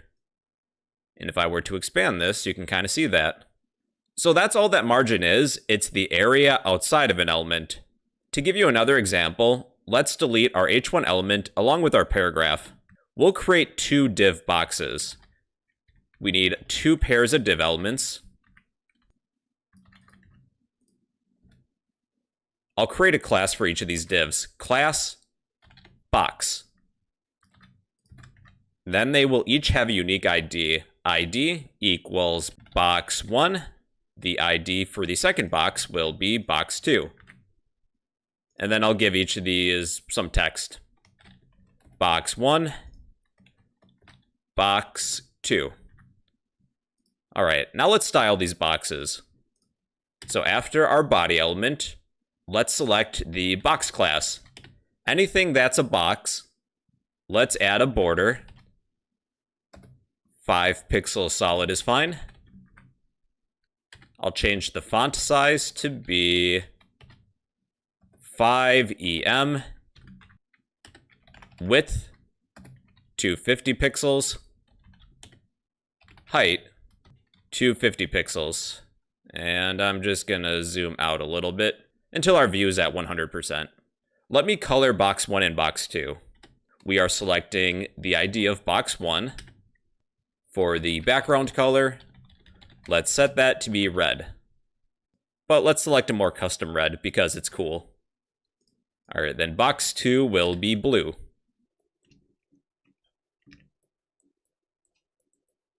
Alright, there are marginal directions. We can apply margin to the top of an element, the right, the bottom, or the left, or all sides. With box 1, I will set the margin top property to be 50 pixels. That's going to add 50 pixels of margin at the top of this element, box 1. There's also margin bottom. Now there's 50 pixels of margin after box 1. Margin left. The margin's now on the left. Margin right. The margin's now on the right, but you can't see that because divs are block level elements. They take up the entire horizontal space. You could apply margin to all sides evenly just with margin. So margin 50 pixels. That applies 50 pixels of margin to the top, right, bottom, left. So if we were to apply this margin to a class like the box class, both box 1 and box 2 will have 50 pixels of margin around each element. There's also margin auto. It is possible to set an element's margin to take up the entire space. I can take any of these elements, such as box 1, and push it all the way to the right of my web browser using margin left. margin dash left, then I will set it to be auto. The margin on the left side of box 1 will take up as much room as possible. So box 1 is going to stick to the right-hand side of the web browser. Margin right won't appear to do anything, because it's already left justified. Now, if you would like an element to stay in the center of your web browser, you can just set margin to be auto. So box 1 is going to stay in the middle of my web page. If I were to apply this property to the box class, that will affect box 2 as well. So now box 1 and box 2 should stay in the middle of my web browser.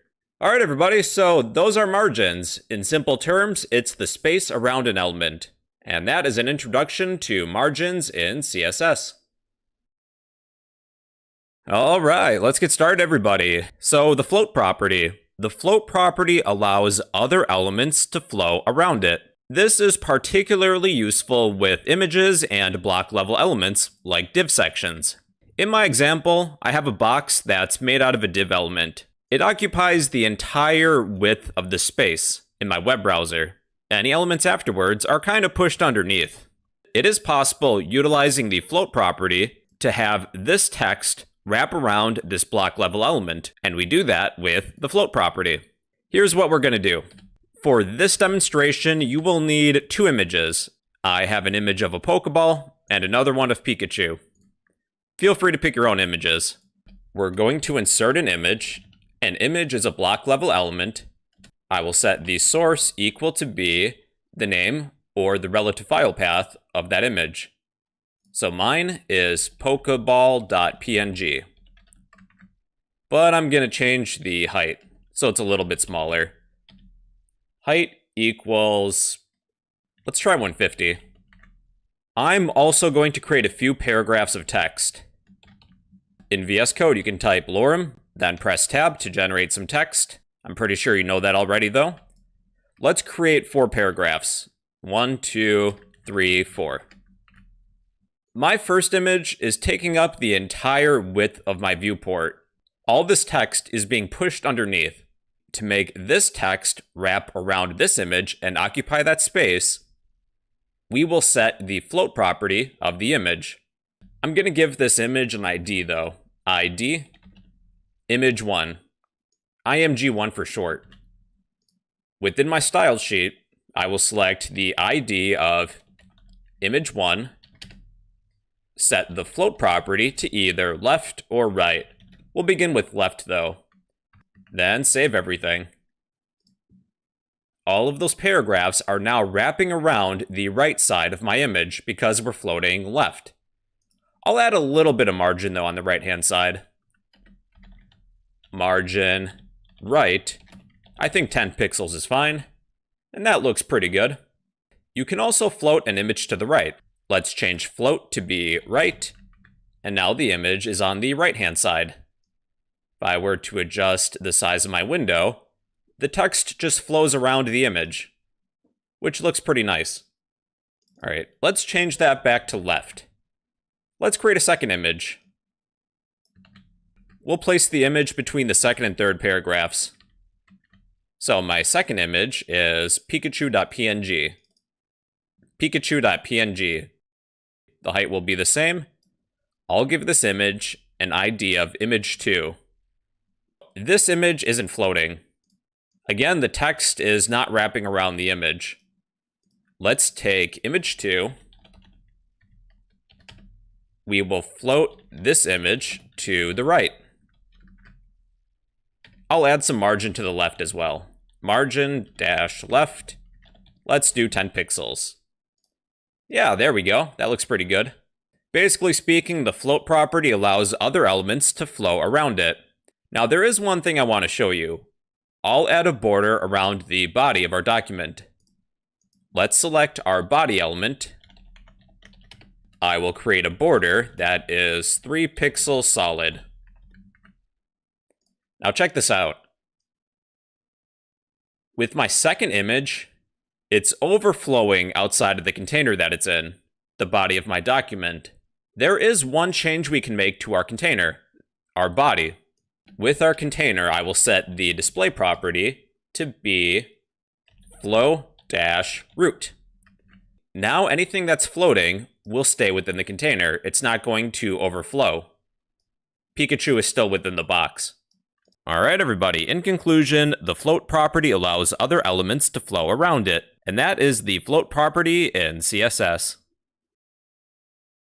Hey, what's going on everybody? Today I'm going to explain the overflow property in CSS. The overflow property sets the defined behavior when content does not fit in the parent element box, meaning it overflows. There's 5 states: visible, hidden, clip, scroll, and auto. Here's an example. Let's create a div element. Then within this div element, I'll create a paragraph. I'll generate some text. Then going to our style sheet, I'll take our div, then give this div a border of 2 pixels solid.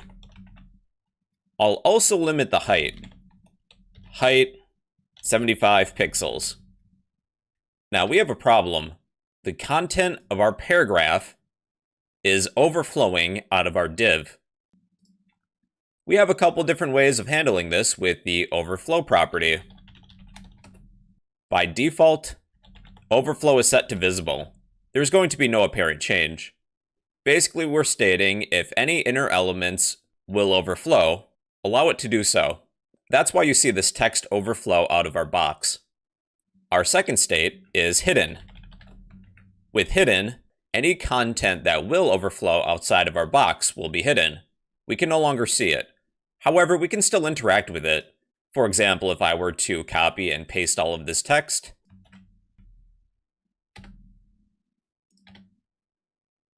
well, we still have the full text available. Now, clip is very similar to hidden. There's no apparent change. With overflow set to clip, it's used in tandem with the overflow clip margin property. Using this property, we can set how far this content displays or overflows outside of the box. If I were to set overflow to be 13 pixels, this content will overflow by this amount, 13 pixels. Then the rest is hidden. It's very similar to hidden, but it's used alongside overflow clip margin. Then we have scroll. With scroll, our box contains a scroll bar, both vertical and horizontal.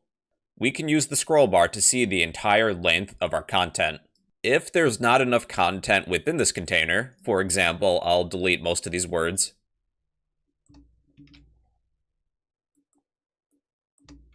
Well, we still have that scroll bar, although it's disabled. If you set overflow to auto, if you don't need the scroll bar, either horizontal or vertical, it won't be displayed until you do need it. So let me undo these changes. Now that scroll bar is displayed. That's the use of overflow auto. Alright everybody, so that's the overflow property. It sets the behavior for a parent element when the content doesn't quite fit. You can set this property to be visible, hidden, clip, scroll, or auto. And that is the overflow property in CSS.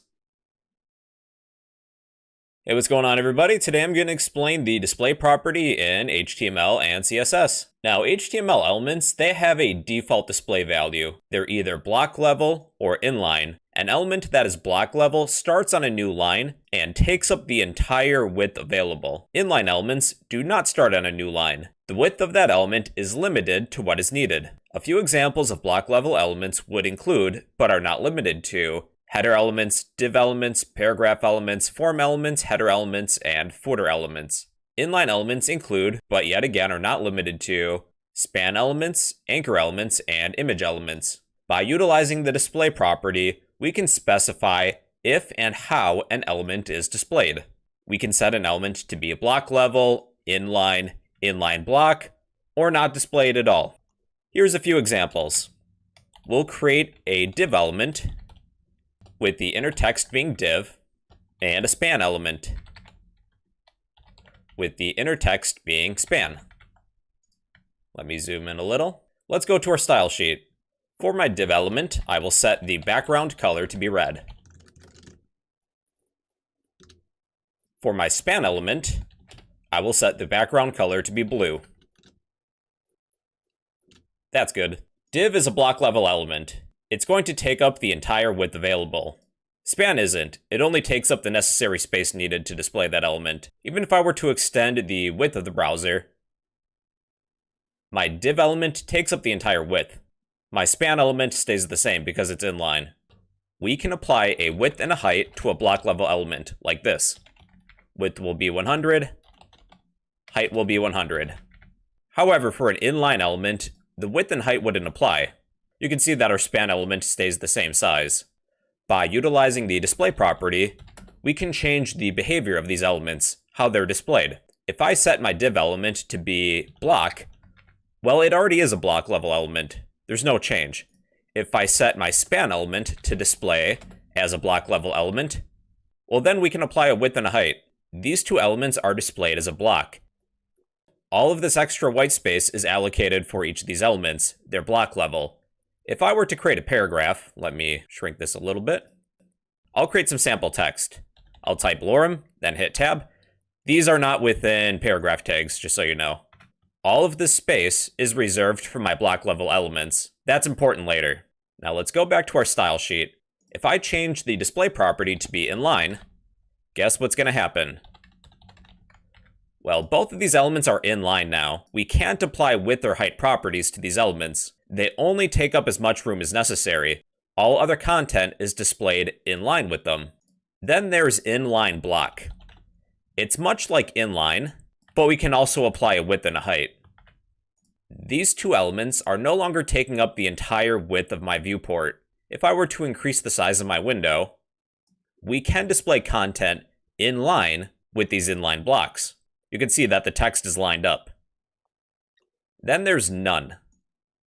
None will effectively erase that element, as if it's gone. If I revert these displays to inline block, there's also the visibility property, which is fairly similar to display. If I set visibility to be hidden, with our div element, this element is hidden, but it's still taking up space as if it was still there. It's kind of like it's invisible. Whereas if display was set to none, it's as if it no longer exists. The next element will take its place. Alright everybody, that is an introduction to the display property. We can display elements as a block, inline, inline block, none, or by utilizing the visibility property we can hide them. And that is an introduction to the display property in CSS. Hey, what's going on everybody? Today I'm going to give you an introduction to the width and height properties in CSS. Alright, let's begin everybody. We will begin by creating two div elements, and each div element will have a class of box. Within our first box, let's create an h2 header with the text of "This is number 1." And we'll create a paragraph underneath. To generate some text in VS Code, you can type lorem, then hit tab. Alright, let's copy our div, paste it, change number 1 to number 2, and that's where we're at. So within our style sheet, we can set a height and a width for an element, an ID, or a class. So let's take our box class, .box. I'll add a border. Border 2 pixel solid, just so that it's easier to see. Here we are. Okay, normally with the height, by default, it's auto. We don't need to explicitly state that. You can see that there's no apparent change when I reload the page. So the height is going to be calculated automatically when we render our web page. But you can set an explicit height. For example, 100 pixels. That's a little too small. Our content is kind of overlapping. Let's change that to 200. Now it's a little too big, but it is possible to set a fixed height. So let's set height back to auto. Now we will change the width. So with the width, we can set a number of pixels, for example, 100. We would have two very long skinny columns, and they're right on top of each other. That's because divs are block level elements. We'll reserve this entire space for each of these div elements because they're block level. So let's change the width to 200 and see what happens. Now they're more of a box shape. If I set width to be auto, the width will be calculated automatically. And like I said, that's the default. These block level elements want to take up as much width as possible, kind of like your mom. If I changed width to be 50%, The width of this element will take up 50% the width of our viewport, but we're still allocating all the space for each div element because they're block level. If I were to use the float property, let's float to the left. The reason that these elements aren't floating, there's still not enough space to place box 2 next to box 1 because we have our border. Our border takes up 2 pixels. If I were to remove the border, they should display back to back, which they do. You do have to take in the width of the border when calculating the width. The same thing applies with padding. Let's apply a little bit of padding. Padding 25 pixels. Now we have 25 pixels worth of padding between our content and the border. I mean, it looks nice, right? When calculating the height or the width, we can disregard any padding or any borders, but we have to add this property. We'll add box-sizing border-box. When we calculate the height or the width we're allocating, disregard any padding or any borders. The box sizing property will take that into consideration. We can now fit these elements right next to each other. The width of each box is 50%, and they both have borders and padding. What you also might see with box sizing is that what some people like to do, they'll use an asterisk as a selector. That means all elements. And then they'll apply the box sizing property to all elements. Because, well, it can be kind of annoying to calculate width and heights while factoring in padding and borders as well. Alright, now if we were to float right, box 1 is on the right, box 2 is on the left. Let's undo that. You can set a minimum height and a minimum width as well. So with our 2 boxes, let's get rid of our paragraphs.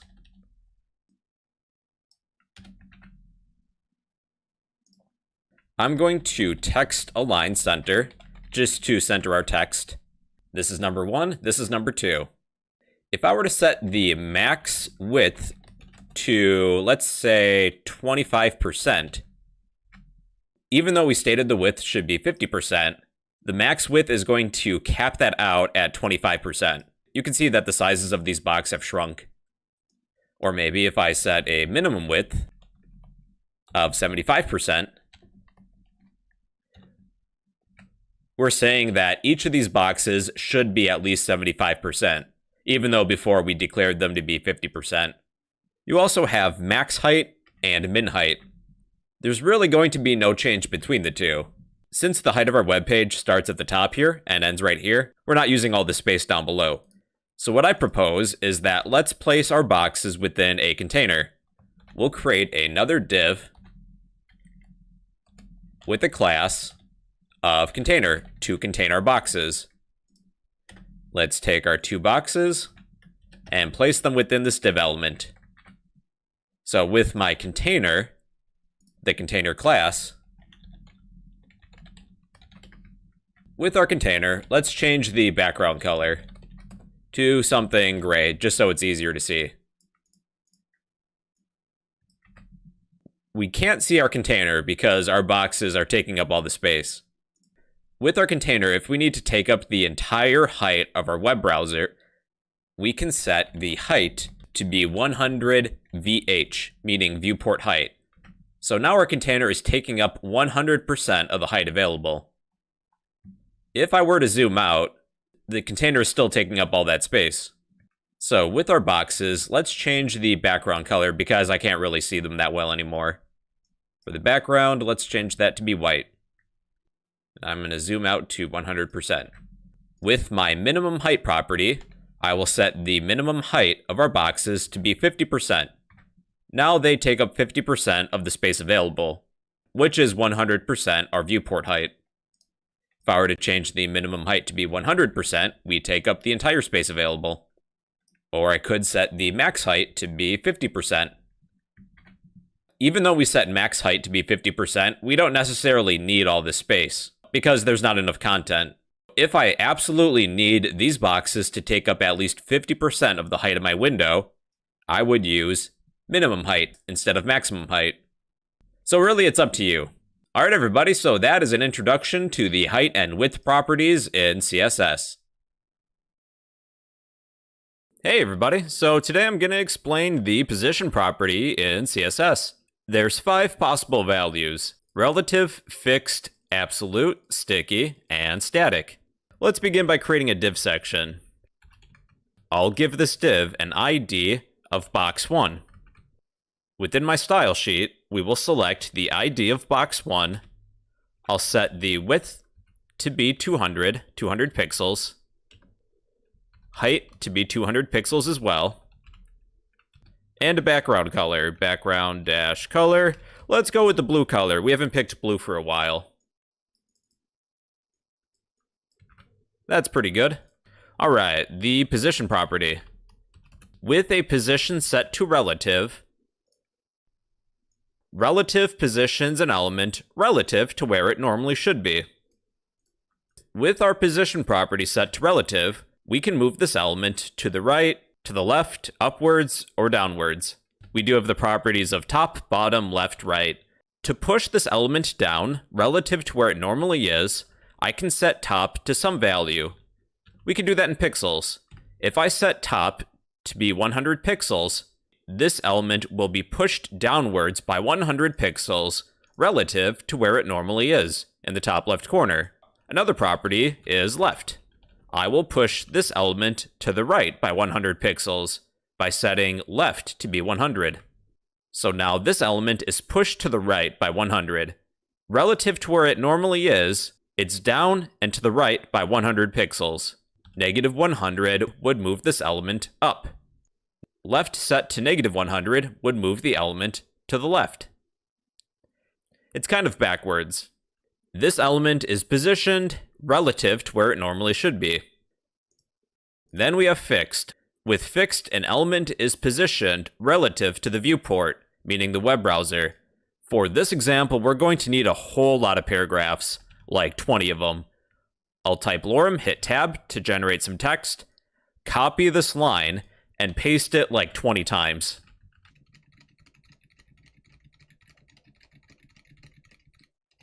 Alright, that's good enough. Let's get rid of these properties. I will set the position to be fixed. This element is now fixed within the viewport. It's stuck in the top left corner. If I were to scroll down, this element is still in the top left corner of my web browser. This element can be fixed to the right by setting the right property to be 0 pixels. 0 works as well. So now this element is in the top right corner. With the bottom property, if I were to set that to be 0 pixels, well, now this element is in the bottom right corner. This might be good for an advertisement if you had a banner. For the bottom left corner, that's left 0, bottom 0. That is the fixed position. This element is fixed in my viewport, my web browser. Then we have absolute. With absolute, an element is positioned relative to its nearest ancestor. Think of an ancestor as a containing class. Within box 1, we'll create box 2. Change the ID to box 2. With box 1, let's set box 1 to be relative, then get rid of these properties. We'll create box 2 by copying box 1, change the ID to box 2, the width will be 100, the height will be 100, but we'll pick a different color. Something red is good. The position for box 2 will be absolute. Since box 2 is contained within box 1 is its nearest ancestor. If I were to move box 1, box 2 is still going to stay in the top left corner of box 1. Let me demonstrate. I'll set the top property to be 100 pixels. Then left to be 100 pixels as well. So even though we're moving box 1, box 2, it's positioned absolutely. It's still going to stay within its container. Let's try and put box 2 right in the middle of box 1. I will set the top property to be 50 pixels. And the left property to be 50 as well. Now box 2 is right in the middle of box 1. We can move box 1 anywhere. Let's set the position of box 1 to be fixed. So box 2 is still going to stay right in the middle of box 1, no matter where it is. So that is the absolute position. An element is positioned relative to its nearest ancestor. Then there's sticky. A sticky element is positioned based on the current scroll position, meaning our scroll bar, so to say. With box 1 will be sticky. Let's set top to be 0 pixels. What happens now is that when I scroll down, our web browser is going to catch this element. Sticky is kind of similar to fixed. With sticky, we reserve some space for the original element. If I were to change that to fixed, this element is just basically stuck to the top of my viewport. With sticky, it's going to be in the same place until we scroll past it. Alright, then lastly, there's static. Static is the default position for an element. In the future, we will have the capability of changing these positions dynamically. To set a position to the default, which is static, you just change it. So those are the 5 position types: relative, fixed, absolute, sticky, and static. We'll have more practice with this in the future, so don't worry. This was more or less just an introduction. And those are CSS positions. Hey, how's it going, everybody? Today I'm going to show you how we can include a background image using CSS. So sit back, relax, and enjoy the show. Alright, let's get started, everybody. What you'll need to begin with is a high-resolution picture for a background. I just so happened to find a picture of Central Park in New York City. The higher the resolution, the better. So place that image within your website folder. In our HTML document, let's create a title. I'm just going to say the word hello. And we'll need some text, just as a point of reference. I'll generate some text by typing lorem, then hitting tab, and that's good enough for now. So within our style sheet, I will select the body of our document. We are going to include that background image with the background image property. Then we need a URL. The URL is going to be a relative file path or an absolute file path to where this image is located. They're right next to each other. I just need the file name. So my image name is background, and this is a JPEG. Alright, so here's my image so far. It's gigantic, it's huge. Let me show you what happens if I use a smaller version of the same image. This image I think is like 500 pixels for the width or so. Background dash small.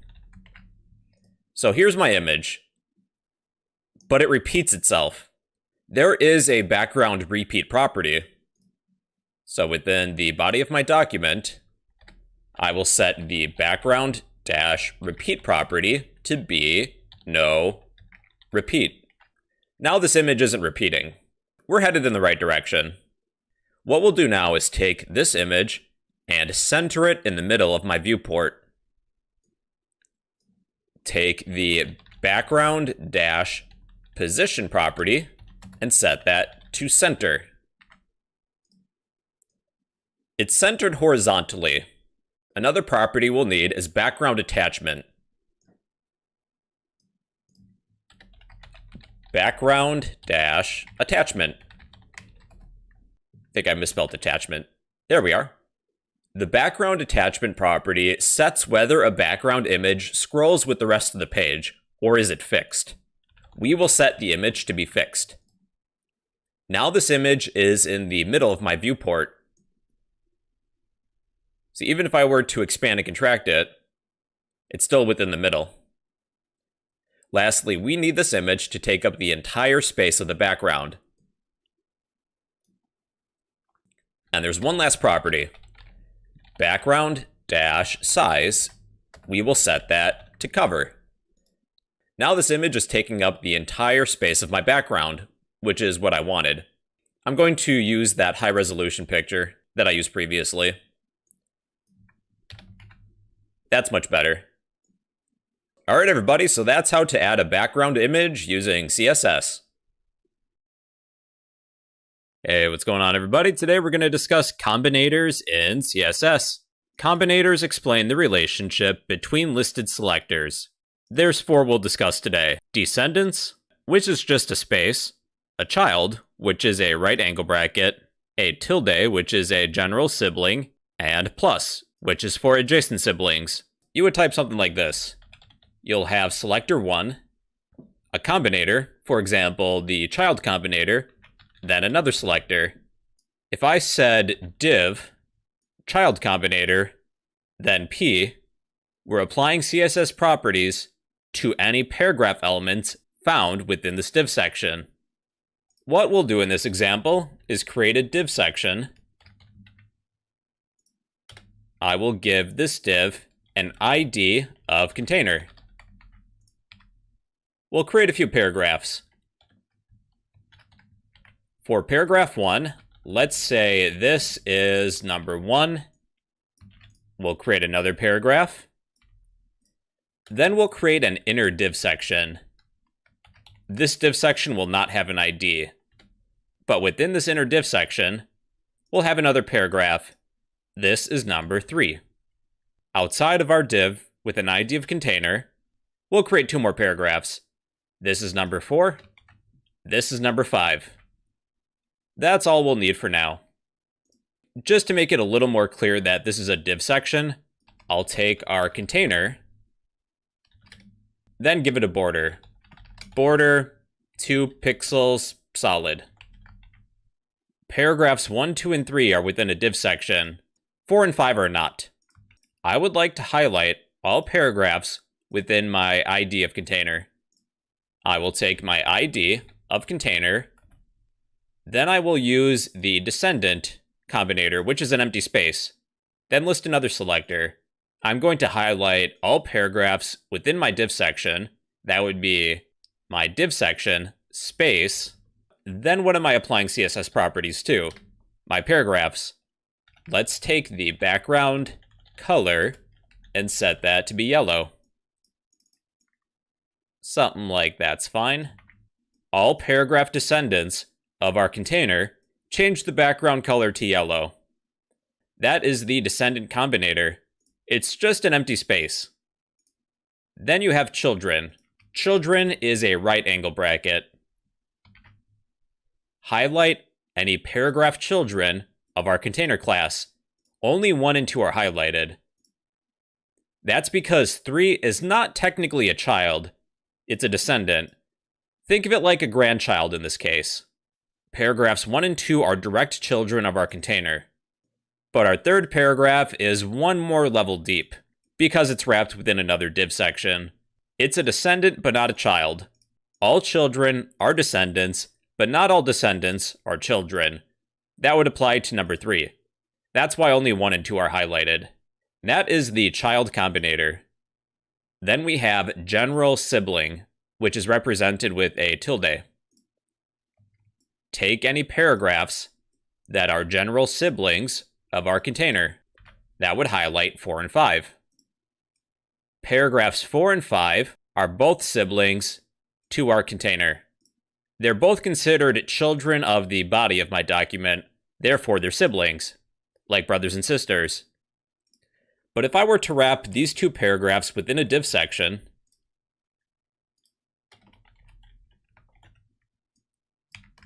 well, now they're no longer siblings. This div section is now a sibling to this first div section. Think of it this way. Paragraphs 4 and 5 are nieces and nephews to the first div element. All right, let's reverse that. Then we have adjacent siblings. Using a plus sign, we will select only adjacent siblings. 4 is selected, but not 5. The adjacent sibling is the next direct sibling, but not all siblings. That's why 4 is selected and not 5. But if I change their positions around, 5 is now selected. Alright everybody, so those are combinators. They explain the relationship between listed selectors. You have descendant, child, general sibling, and adjacent sibling. And those are combinators in CSS. Hey, how's it going everybody? Today I'm going to explain pseudo-classes. Pseudo-classes are keywords added to a selector. They modify the behavior of an element when they're in a certain state. For example, I have a button. When I hover my cursor over the button, I set this button to increase in font size and also change the background color to green. Hover is an example of a pseudo-class. It modifies our button's behavior. Active is when an item is currently selected, so with my mouse, I'm going to left-click the mouse button and hold it. The button is now red. Basically, they modify a special state of an element. So let's begin with a few examples. Let's go to our index file, and we will create a hyperlink. I will set the href attribute to be, I don't know, Google or something. https://google.com. Be sure to close it. I'll type the word Google. Here is my hyperlink to Google. A link is also a pseudo class. I will select any anchor tags that we have. We have one. I'll set the link pseudo class to have these CSS properties. So a:, then the name of the pseudo class. Instead of this text being blue, let's set it to be like a light blue. I will set the color property to be a light blue color. Let's pick one.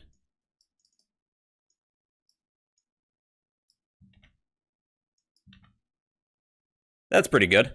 When I hover my cursor over this link, I want the color to change. We are selecting any anchor tags, then we will use the hover pseudo class. And I will change the color. You know what? Let's use what we currently have. I'll just make it a little brighter. Now when I hover over this link, the color changes. I'll increase the font size too. It's kind of like we're zooming in on this element. Let's do 1.1 EM. So the font size increases slightly. Active kicks in when you're holding down the cursor over an element. active. Let's change the font size to be 1.1 EM again. I will set the color to be, let's go with the dark blue color. When I left click on the mouse and hold it, this link is now in the active state. If a link is visited, by default it's purple. Let's change that. visited. When our anchor element is in the visited state, I'll change the font color. Color, how about a gray color? There. Alright, so those are a few basic pseudo classes. In this next example, we'll need a list, an unordered list. We will need 10 list item elements. This is number. Okay, let's copy this, paste it 9 times. 1, 2, 3, 4, 5, 6, 7, 8, 9. Now we will select any list items and use the hover pseudo class. When I hover over one of these list items, I will change the background color of that list item to be a highlighter yellow color. I will change the background color to be yellow. Let's go with that. So check this out. When I hover over a list item, the background color changes. There's also the not pseudo class. We can select anything that is not being hovered over. Not kind of does the opposite. Anything that is not in this state, anything that's not being hovered over. Let's set the color to be like a gray color. Anything that's not currently being hovered over is gray, but when it is hovered over, it's yellow. So that is the not pseudo class. Anything that is not in this state will have these CSS properties. Then we have the nth child pseudo class. List item, nth child, parentheses. Anything that's selected, let's set to be yellow.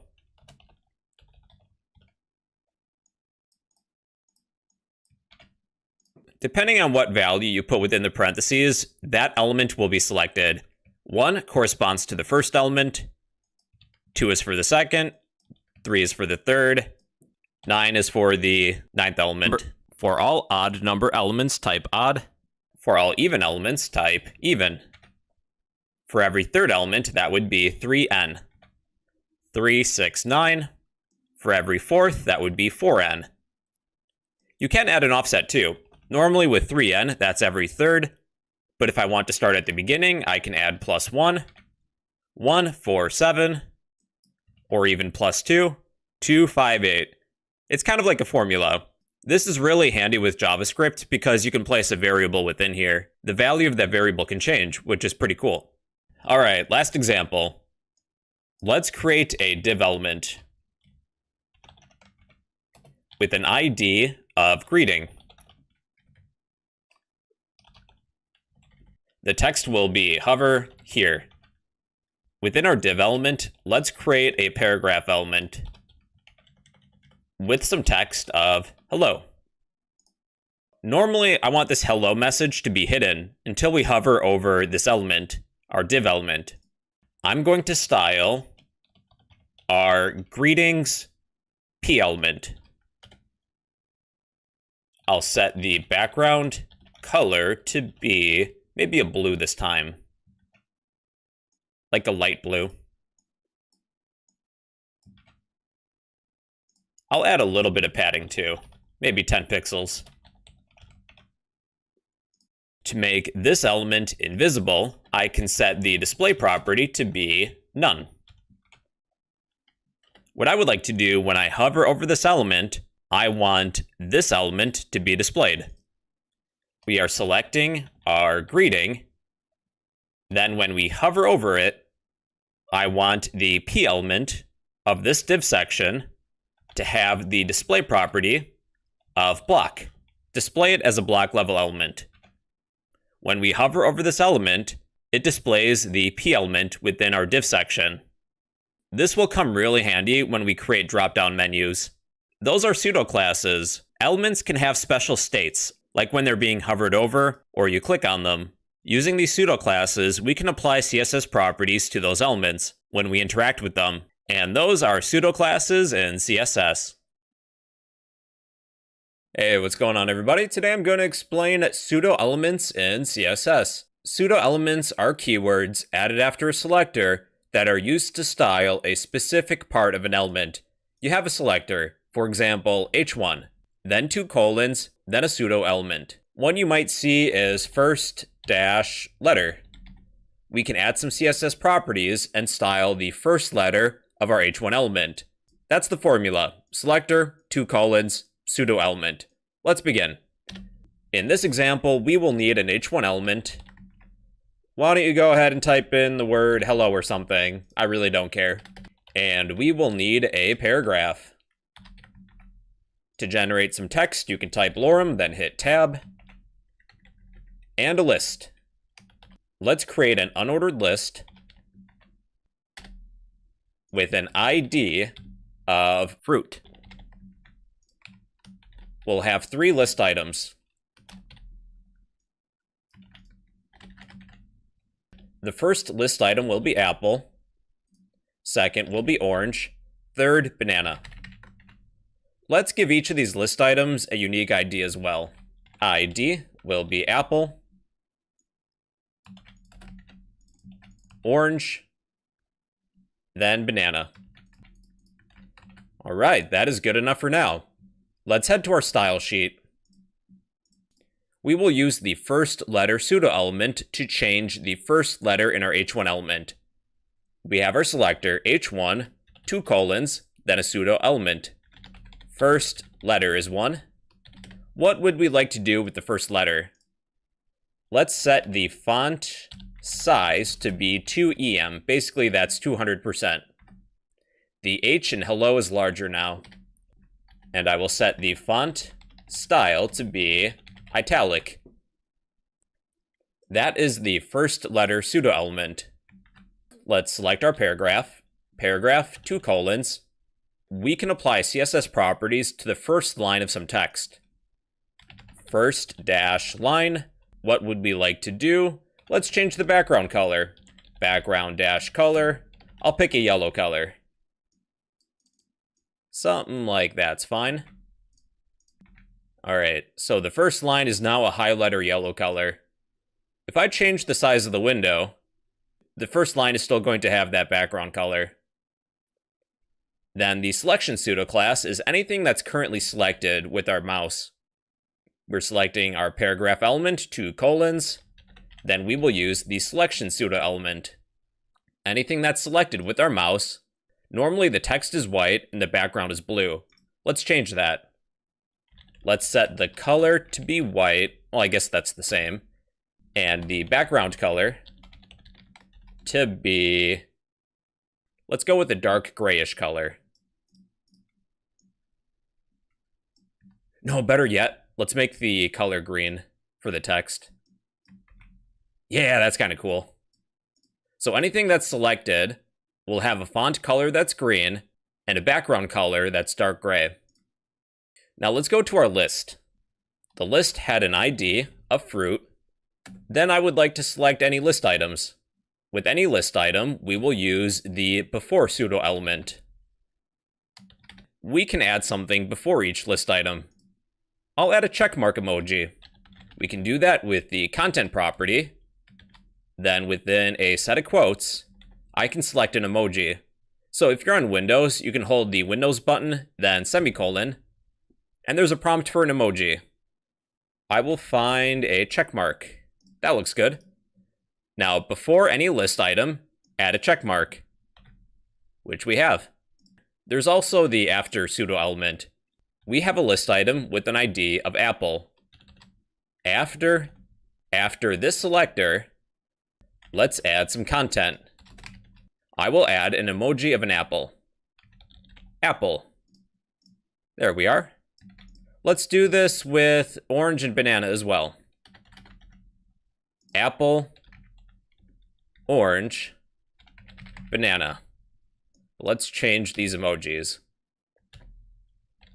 Orange, then banana. Those are the before and after pseudo elements. Before or after some element, we can add or change some content. Now with the list item, you can change the marker. For an unordered list, the default is a bullet point, but let's change that. With our unordered list of fruit, let's select any list items and use the marker pseudo element. Let's change the marker to be a check mark, but I'll delete what we have with the before pseudo element. I will also change the color of this check mark to be green. Pretty cool. Let's make it a little bit bigger too. Font size 1.2 EM. There. All right, everybody, so those are pseudo elements. You have a selector, 2 colons, then a pseudo element which can add specific CSS properties to that selector. And those are a few pseudo elements in CSS. Hey everybody, today I need to explain pagination in HTML and CSS. Pagination is the method by which a document is separated into pages and numbers are given. Using pagination on a website, we can move between pages easily. It's kind of like you're reading a book. Each page has a number. Pagination might also be useful on your web page if you need to limit the results. Maybe you only want so many results per page. Then you can easily navigate between the pages. There's many different uses. So let's begin. We'll start with our index file. I will create an h1 element with the title of "This is page number 1." Then we'll create some sample text. Within a paragraph element, I'll type lorem, then hit tab to generate some text. Usually with pagination, it's found at the bottom of a web page, so that's a good place for it right here. There's many different ways in which we can create pagination, but using only what we know so far that I've covered in this series, here's one way. We'll create a div element with a class of pagination. Then be sure to close it. Within this div element, we'll create several hyperlinks. We'll need an a tag. I'll set the href attribute just to be empty for now, and then we'll close it. For this example, let's create a total of 7 links. We have 1, 2, 3, 4, 5, 6, 7. Beginning with the second link, that will be 1, then 2, 3, 4, 5. For my first link, I'll use a left angle bracket. This is so we can navigate backwards, depending on what page we're on.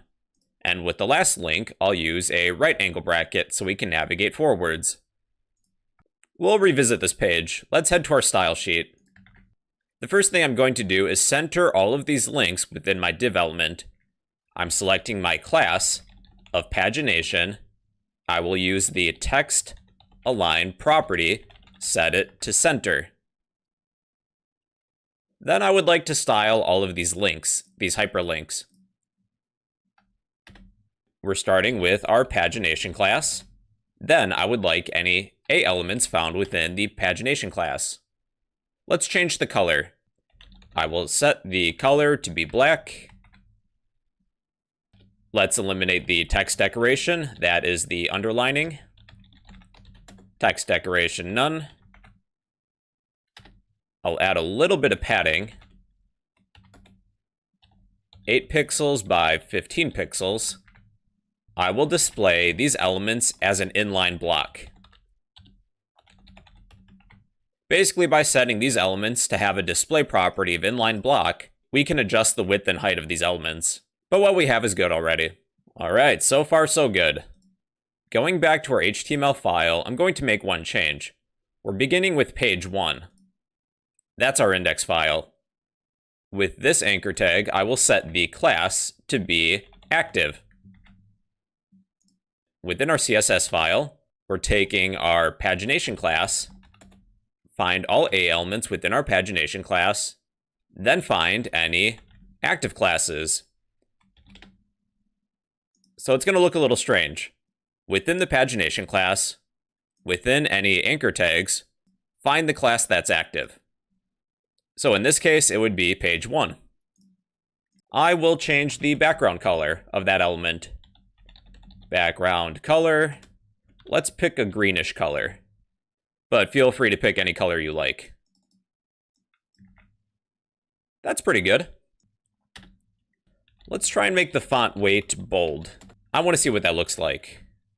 Okay, not bad. This part's optional, but I'll add a border radius around this element, the one that's currently highlighted. Border radius, 5 pixels seems fine. Yeah, that looks pretty good. All right, now if any element is not active, we can style them. This part's going to look a little strange. Select the pagination class. With any A elements, we will use the hover pseudo class. If these elements are hovered over, but they're not active, then I'd like to highlight them. We'll use the not pseudo class. Find any elements that are not within the active class.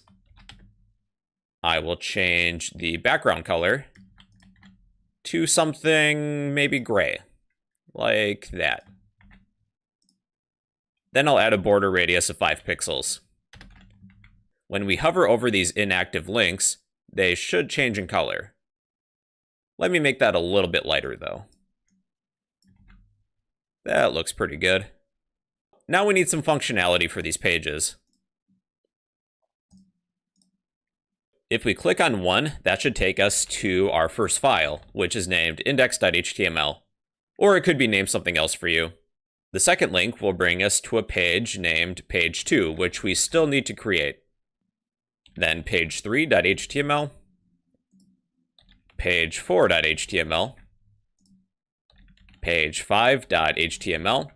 Now with these back and forwards buttons, we can easily navigate through pages using JavaScript, but unfortunately we really don't know JavaScript at this point. At this point in time, the easiest way for us to move forwards or backwards using these arrows is to list a specific file. If we're on page 1 and we need to move forwards, that will bring us to page 2. For the last hyperlink, I will set that to be page 2. If we're on page 1, then we hit the backwards button. Well, we're really not going to go anywhere. We can either leave this link empty, or we can refresh the page just by listing the page that we're currently on. Now we need to create these pages. What I'm going to do is go to our website folder. I will copy this index file, paste it, then rename this copy as page2.html. Let's copy page 2, paste it, change page 2 copy to page 3. We're going to do this all the way until we reach page 5.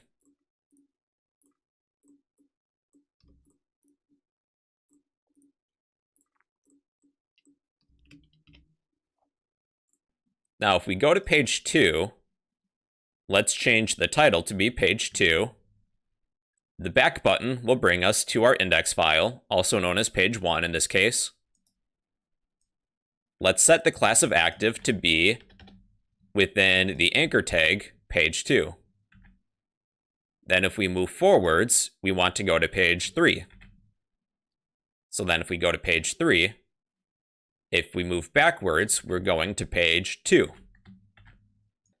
Set the class that's currently active to be on page 3. Then if we go forwards, we're on page 4.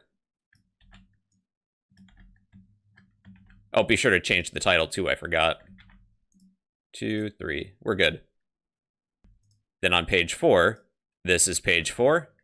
If we move backwards, we're going to go to page 3. Change the class to reflect page 4.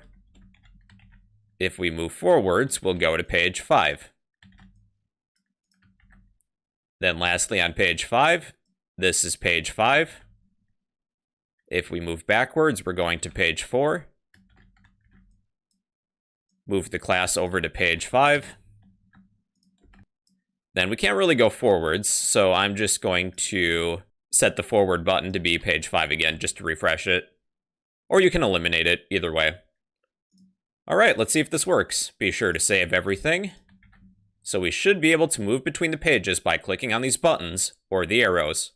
We're on page 1, we can go to page 2, 3, 4, 5. We can also use the arrows. 2, 3, 4, 5, 4, 3, 2, 1. Alright everybody, so that's pagination. It's a method by which a document is separated into pages, and that is simple pagination in CSS. Hey, what's going on everybody? Today we'll create a drop-down menu only using HTML and CSS. So let's get started. The first thing we'll create is a div section. I will give this div section a class of dropdown. Then within this div section, I'll create a button. What kind of drop-down menu should we create? Let's create a drop-down menu for food. Then we'll need a div section to hold all of the different content within our drop-down menu. I will give this inner div section a class of content. Within my content class, I'll create a few hyperlinks. I'll set the href attribute to be nothing, but you can put a file path or a URL in here. I'll create 3 elements for our drop-down menu. The first will be apple, orange, then banana. This part isn't necessary, but for my demonstration, I'm going to create a paragraph of text. I'll type lorem, then hit tab. That will generate some text. Alright, that is all the markup that we need for this video. Let's head to our style sheet. The first element I'll apply some CSS properties to is our button. With my drop-down menu class, I will select any buttons. I will change the background color to be something else. I'll use HSL values. I'll go with 80% for the lightness. For the font color, I'll pick white. I'll add a little bit of padding around the text. Padding, 10 pixels by 15 pixels is good. I'll remove the border by setting the border property to be none. Then I'll change our cursor to be a pointer when we hover over the button. Cursor, pointer. Now when I hover over the button, my cursor changes to a pointer. The next elements that will change are the A elements. Within my drop-down menu class, take any A elements, then apply these CSS properties. Let's display all of these items as a block. I will set the color to be black. I'll remove any text decoration. That's the underline, basically. Text decoration, none. And I will apply a little bit of padding. 10 by 15 pixels. We have one issue. all of the content within my drop-down menu is pushing all of the other content on my web page down. Eventually, we'll set the position of our content to be absolute to take it out of the normal flow of our web page. With our drop-down menu's content class, let's change the background color first. Background color, I'll use HSL values. Let's go with 95% lightness. I will set the position property to be absolute. Then I'll set a minimum width for the content. I'll stick with 100 pixels, but feel free to adjust this value. Then I'll add a box shadow. Box shadow, the first value is for the horizontal positioning. The second number is for the vertical positioning. The third value is for the level of blur. Then select a color. To make the shadow a little bit lighter, if I'm using HSL values, I can adjust the position of this bar and change the opacity. Let's go with like 80%. That looks pretty good. Normally, I don't want this content to be displayed unless I hover over our button. I will set the display property of our content to be none to hide it. When I hover over our button, then I'd like to display that content. Let's take our drop-down menu class and apply the hover pseudo class. With our content, I would like to set the display property to be a block again. Now, when I hover my cursor over the button, it displays our drop-down menu.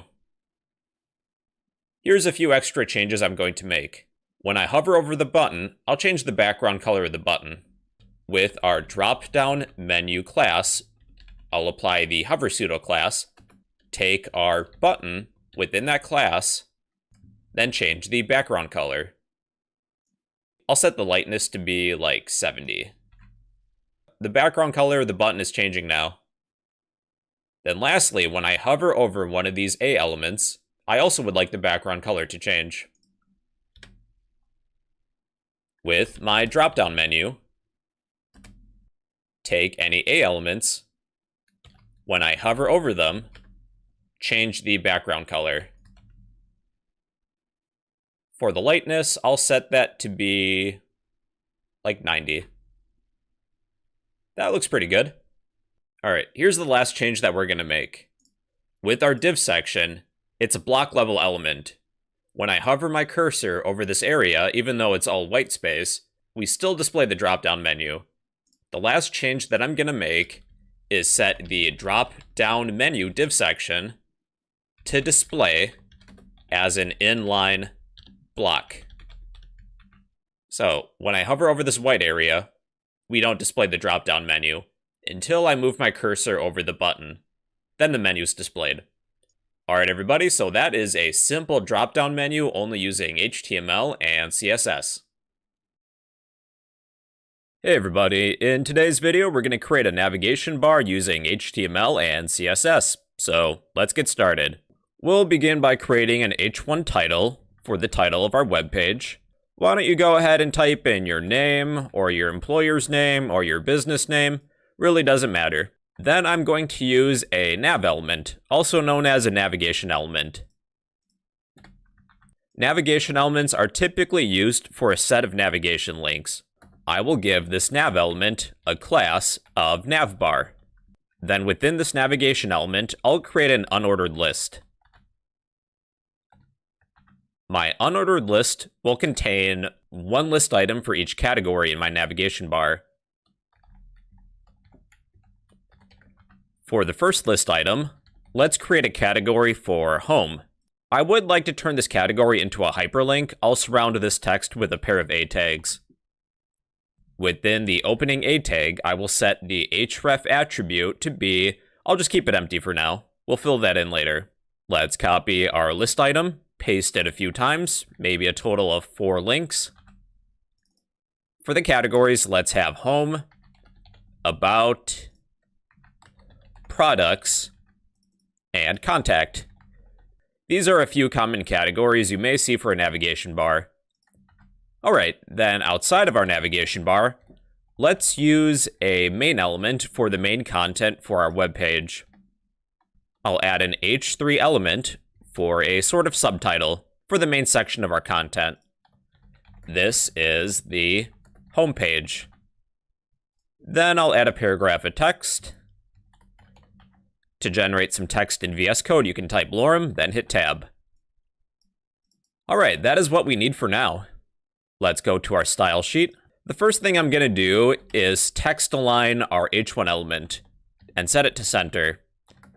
Text align center. The text in our H1 element should be right in the center.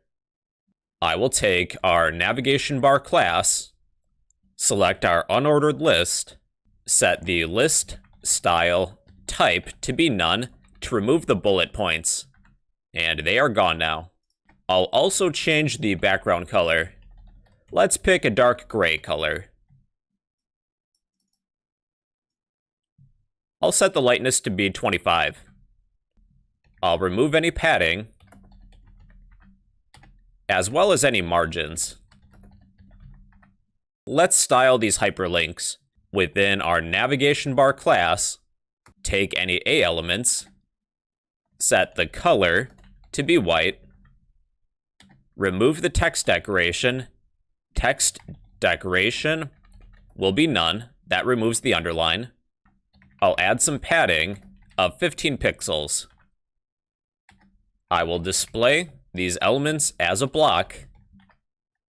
Then text, align, center. There we are. This navigation bar is a vertical style navigation bar. This is a style you may see at the bottom of a web page. When I hover over one of these links, I want to change the background color.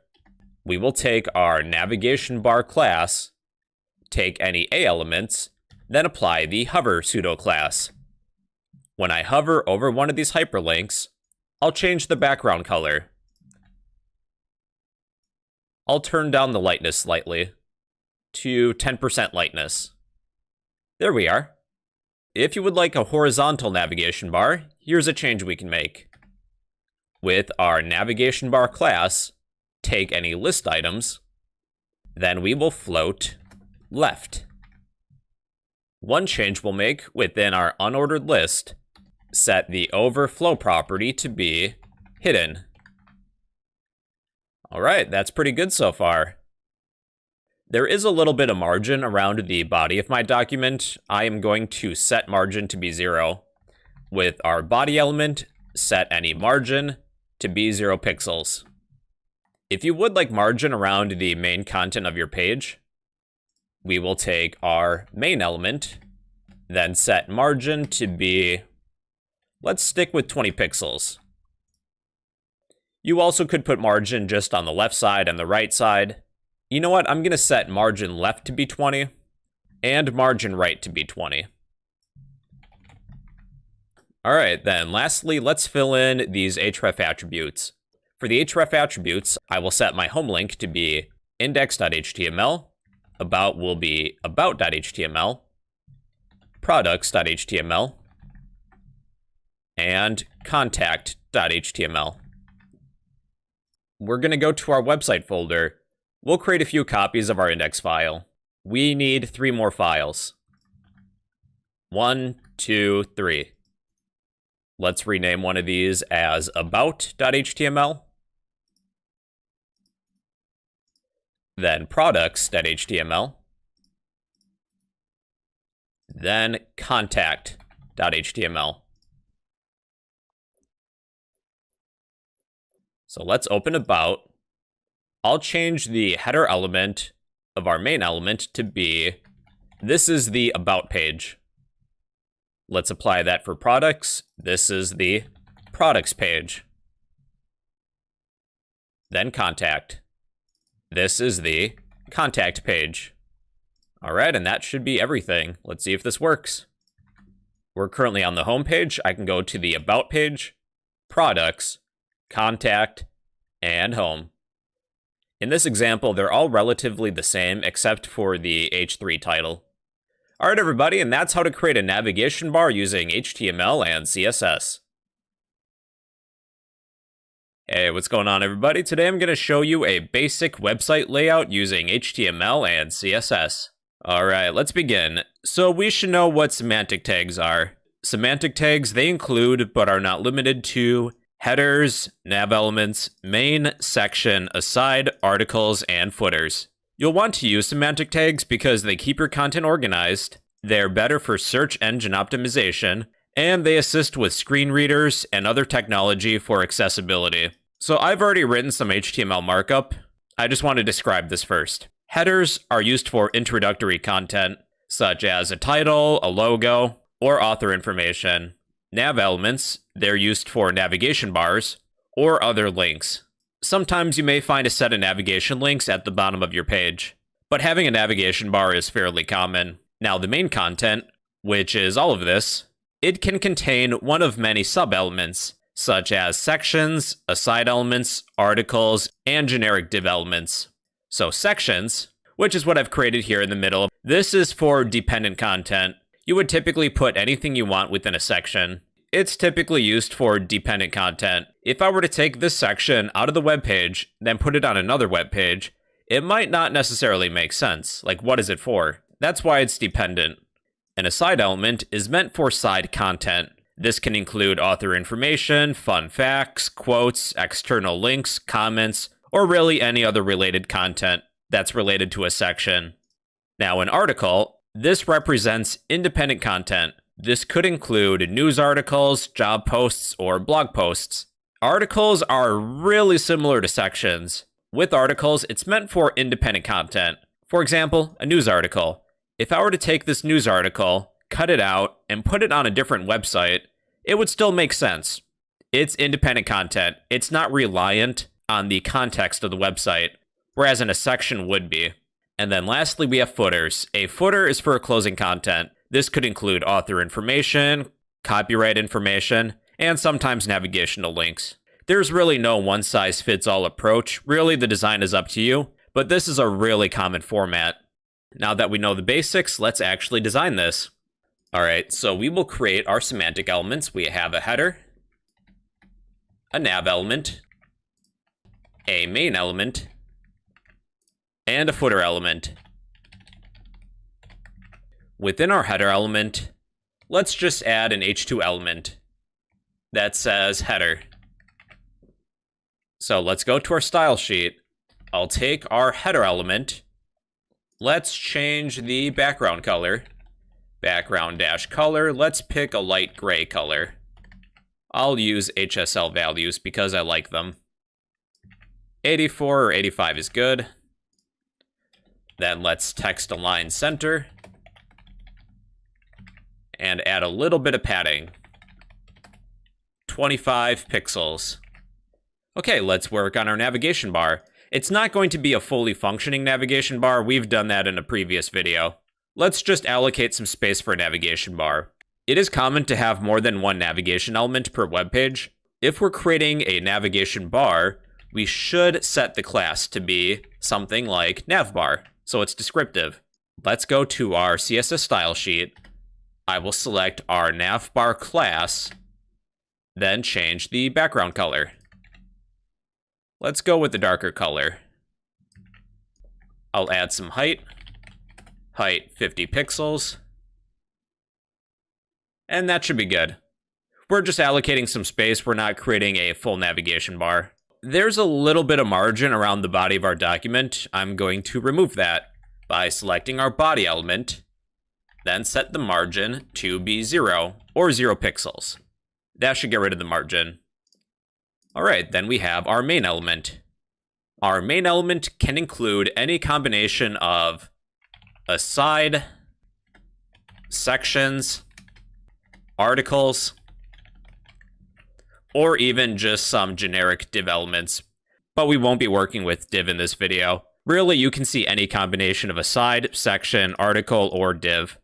Or maybe even none of them. It's up to you. In this topic, we'll stick with one aside element, one section, and one article. These elements are kind of like sub-elements within our main element. Our main element is going to be the main steak and potatoes of our web page. So with our aside element, I'll include an H2 element for a header. This is aside. Let's do the same thing for section. This is a section. Then this is an article. Let me separate these just so that they're easier to see. Just to take up some space, I'm going to create some sample paragraphs. Our aside element will have 1. Our section will have 2 paragraphs. I'm just copying and pasting. And our article will have 2 as well. I don't want this top to bottom layout. We can change that with some CSS properties. So let's work on our aside element first. With our aside element, I'll set the width to be 20% of the width of the web page. Our aside element only takes up 20% of the space available. The following elements can float. We have to set the float property to be left then, in this case. All right, let's copy aside, change aside to be section. That's our next element. I'll set the width to be 40%. Then we have article. Change section to article. And the width will stay at 40%. These 3 elements can all fit within the web page. The total width is under 100%. We have our 3 elements within our main element. So if you would like to add a little bit of padding, this is what you're going to do. Let's add 10 pixels of padding to each of these elements. When we calculate the width, we don't take into account any padding. So one change we're going to make is that at the top of our CSS style sheet, we can select all elements with an asterisk, then a set of curly braces. We will set the box sizing property to border-box. What we're doing with this property is that when we calculate the width, factor in the padding. All 3 elements should be lined up now. All right, then lastly, we have our footer. So within our footer element, I'll just add an H2 element that says footer. Then I will style it. Let's copy what we have for our header, paste it, change header to be footer. Now what we need to do is clear our float, because we're still floating the elements that come after. Let's display our footer as a block level element. To clear a float, you can set clear, then both. And that should clear that. All right, so here is a basic website layout for a desktop. This isn't a good format for a mobile device though. With a mobile device, you would want each of these elements to be on top of each other so you can scroll down. We can add an @ rule. So @ media screen and max width 600 pixels. So what we're doing here is that if the width of our screen or window is 600 pixels or below, we can change some CSS properties. With aside, section, and article, let's select those. Aside, comma, section, comma, article. We'll just change the width to be 100%. If a user is on a mobile device and or the width is 600 pixels or below, then we'll switch to a mobile version of the web page. Each of these elements, our aside, section, and article elements, are taking up 100% of the width available.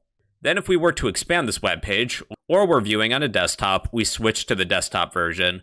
This is also known as responsive CSS. All right, everybody, I know I covered a lot today, but that is a basic website layout using HTML and CSS.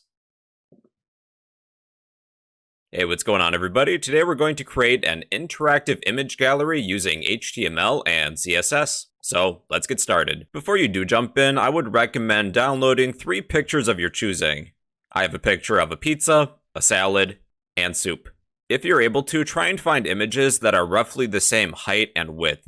Once you have your 3 or more images, we are ready to begin. We'll begin with the first image. I'll use a div element, and I will give this div element a class of gallery, because it's, well, part of our image gallery. I will include my image. Image, the source attribute will be the relative file path of the image. If you have a lot of pictures, I would recommend creating an images folder. You know what, let's actually do that. It'd be good practice. New folder, images. I'll move all of these images to my images folder. All right. So I will list the relative file path. I need to navigate to the images folder. But of course you can use your own pictures, depending on what you're building exactly. Images dot, I think that was a JPEG. All right, so this picture is massive. In case somebody is using a screen reader, it's good practice to add an alternative attribute. Then give a description of the image. Salad. I'll turn this image into a hyperlink by surrounding it with a pair of anchor tags. We can open this image in a new tab by setting the target attribute to equal underscore blank. Then I will set the href attribute to be the source of my image. I'll just copy and paste that. Just temporarily, I'm going to set a width for this image. Width equals 200. What we'll do now is add a description. It's entirely optional, but I think it would look nice. I will create a new div element with a class of description. I will type the word salads. We'll do some CSS styling a little bit later. Let's copy this entire div element, paste it twice. Then we just need to change the images we're using. My second image is soup. I'll change the alternative text as well. And the description, soups. Then my last image is pizza.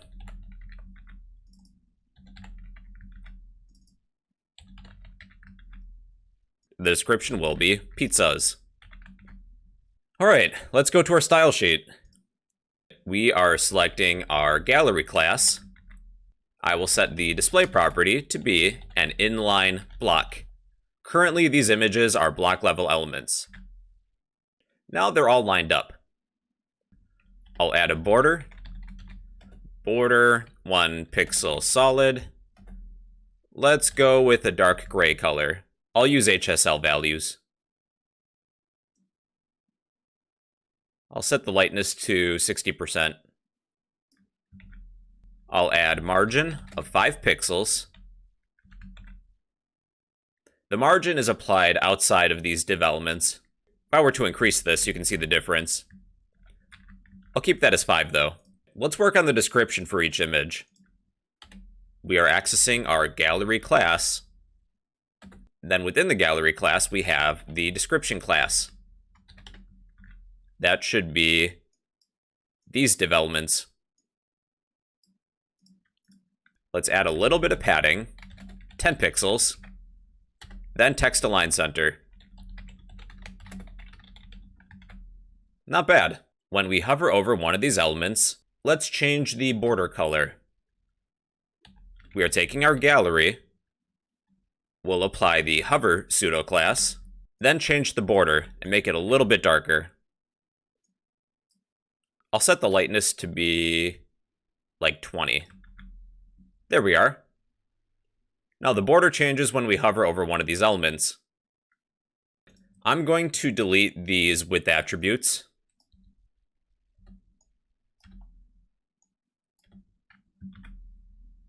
Then go to our style sheet. We'll access our gallery class with any images. Set the width to be 100%. And height will be auto. Then with the gallery class, we can set the width 200 pixels. So basically what we did is that we set the width of each image to be 100% of the width of our gallery, whatever this is set to. If I were to set the width to be something larger, then the size of each element would increase. But I think 200 is fine. Alright, now let's test it. If we click on one of these images, we should see the full image in a new tab. That's the salad image, soup, and pizza. Alright everybody, so that is a simple image gallery using HTML and CSS. Hey, what's going on everybody? In this video, I'm going to show you how we can create some font awesome icons using HTML and CSS. Alright, let's get started everybody. I'm going to direct you to this website, fontawesome.com. This isn't a sponsorship or anything like that, but this is a pretty good place to get some icons. Google Icons is another good source. But I find that Font Awesome does have a large variety of icons.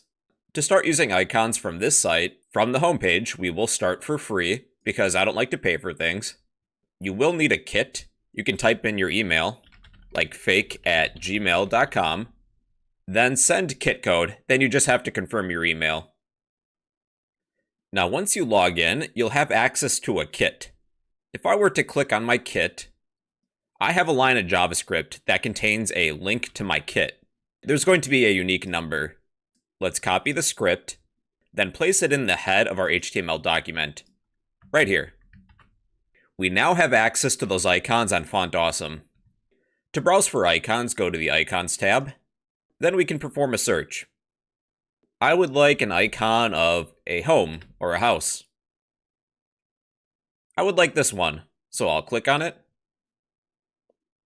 You can choose a classic style or a sharp style with sharp corners. This is solid, that's regular, this is light. I'll stick with solid. You can select animations, but I won't use animations for this example. You can rotate this icon, you can change the color, and you can change the default size. This is 2XS, this is 2XL. To include this icon, we can copy this element. It's an I element, so let's copy this I element. Within the body of my document, I can paste that I element, and there's my icon. If you want to remove the color and change it with your CSS style sheet, we can remove the style attribute.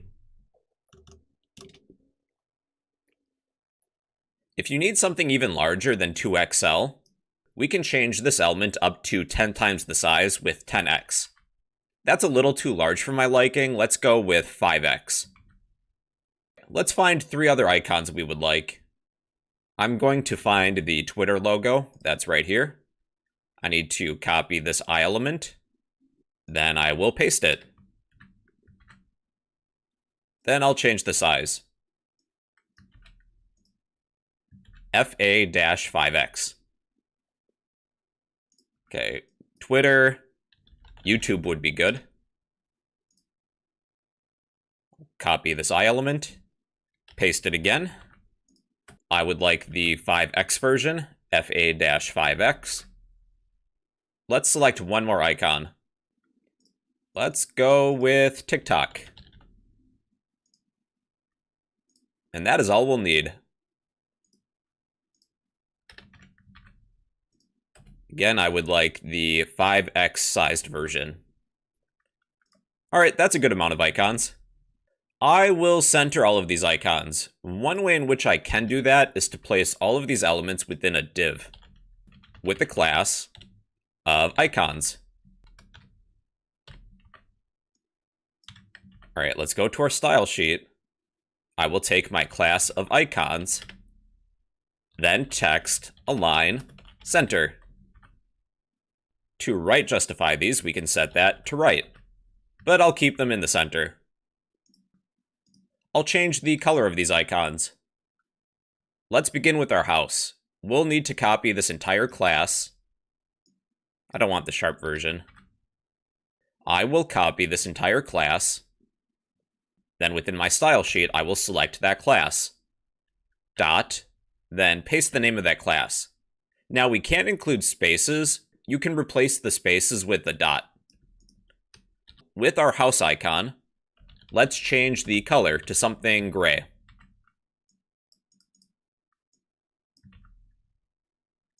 Let's go with a lighter color like that. Okay, let's do this with the other icons. Then we have Twitter. Replace the spaces with dots. I will change the color. So let's try and find Twitter blue. I think that's fairly close. Okay, then we have YouTube.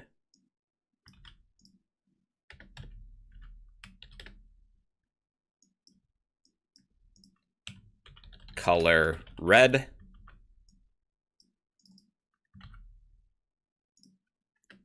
Then TikTok.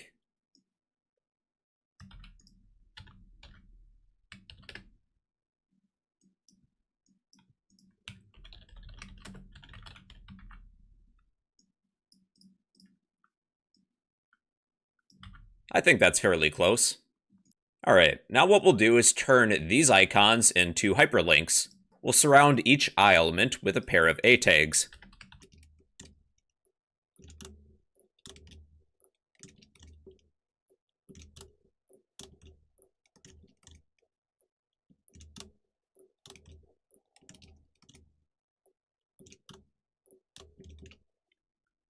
Then within the href attribute, we can set that to some website. I won't set the href attribute to our house icon, but let's do that with Twitter, YouTube, and TikTok. So with Twitter, I will set the href attribute to be https://twitter.com. Let's do this with our YouTube icon. Replace Twitter with YouTube. Then TikTok. So these should work. Let's click on Twitter. That works. YouTube. And TikTok.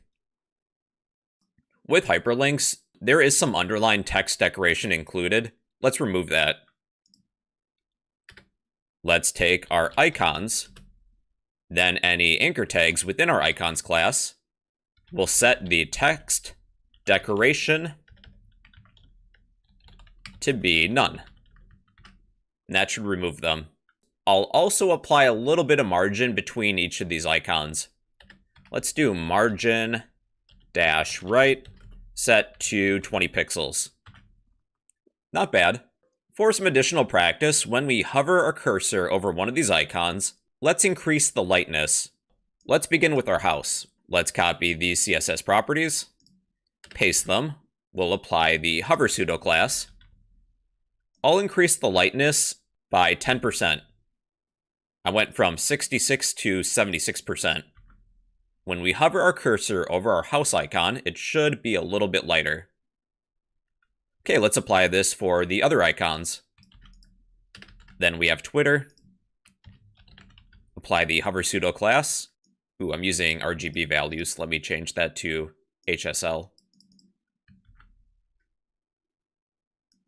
I'll increase the lightness to 60.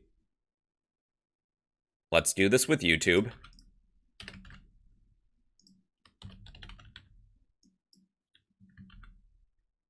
Then TikTok.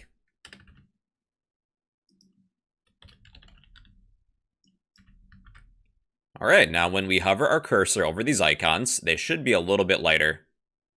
TikTok is still a little bit dark. Let me increase it further to 30%. That's much better. All right, everybody, so that is an introduction to including icons in your web page using CSS. Hey, what's going on, everybody? In this topic, I'm going to give you an introduction to using Flexbox in CSS in about 10 minutes or so. Why don't you go ahead and sit back, relax, and enjoy the show. All right, let's jump in, everybody. We have a little bit of setup to do. We'll create a div element with the class of container. Within our container class, we'll create a few div elements. We'll create 4. These will be boxes. For the class, I will set that to be box. The first inner div element will have an ID of box1. The inner text will be 1. Let's copy our inner div element, paste it 3 times for a total of 4. Change box1 to box2 for the next element, then 3, then 4. And that's all we need for our HTML file. Let's go to our style sheet. We'll style our boxes. We will select the box class. I'll set the width to be 150 pixels. Same thing goes with the height. Let's change the background colors. We'll begin with the ID of box 1. I will set the background color to be something red. I'll use HSL values because I like them. Let's go with that. Then let's color box 2. Box 2, let's make that yellow. Box 3 will be green. Then box 4 will be blue. Let's change the font size real quick. Font size 8EM. Then text, align, center. I'll add a border radius just to round the corners. Border radius 15 pixels. And that is all the setup we'll need. We are ready to begin. With our container class, we can flex all of the elements within this container, meaning all of these inner div elements. So we'll take our container class, dot container, then set the display property to be flex. You can see that the positioning of these elements has already changed. By default, the flex direction property is set to row. You can see that there's no apparent change when I refresh the page. For a row, but in reverse order, we can set flex direction to be row reverse. So now 1 is on the right-hand side, followed by 2, 3, then 4. To arrange these elements within a column, we can set flex direction to be column, or even column reverse. Then at the bottom we have 1, then 2, 3, then 4. So that's flex direction. Let's delete the flex direction property. Then we have the justify content property. Justify content sets the alignment on the main axis. Think of the x-axis. By default, it's flex start. There's no apparent change. Flex end would justify the content at the end. See, we're beginning with 4, then 3, 2, and 1. When we had flex direction set to row reverse, it was 1, 2, 3, 4. But in this case, it's 4, 3, 2, 1. Then there's center if you need to center align these elements on the main axis. We can place the extra space evenly between each of these elements by setting justify content to space between. And if I were to expand this page, the space between them is increasing. You also have space around. The area outside of these elements is also included now with space around. Then we have space evenly. All right, and that is the justify content property. We can justify elements on the main axis. Then there's the cross axis. Think of it as the y-axis, up and down. What we'll need to do in this example is expand our container. Just to show you the size of the container, I will add a border to the container class. Border 10 pixels, solid, black. Here's my current container. I will increase the height of the container. Let's set the height to be 90 viewport height units. So this is the total size of my container now. 90% of the height of the web page. What we'll use now is the align items property, which is used for the cross axis. Align-items. The default is flex start. There's no change. Flex end will place these elements at the bottom of our container. Then there's center. Align item center. That will place them in the middle of the cross axis. Then there's baseline. So with baseline, the text is going to be aligned. They're all the same size, though we can't really notice the difference. With box 1, let me change the font size. Font size 1 EM. You can see that the number 1 is aligned with the rest of the characters. So if I were to increase the font size, you can see that they're still aligned. But let's eliminate that font size property. Let's delete our align items property. We'll need more elements. Let's copy our 4 inner div elements, paste them. We should have a total of 8. 1, 2, 3, 4, 1, 2, 3, 4. You can see that these items are getting squished now. They're all being compressed. we can set the flex wrap property. So with our container, I will set the flex wrap property to be wrap. These elements will now wrap if there's not enough space. If I were to expand the size of my container, there's now enough room, but if we run out of room, they'll be pushed down further down the page. By default, flex wrap is no wrap. Otherwise, there's wrap, reverse. Now they're in reverse order. Let's use flex wrap. Now, flex wrap is used along with another property named align content. Align content. If I were to set align content to be flex start, all of that space between the first row and the second is now gone.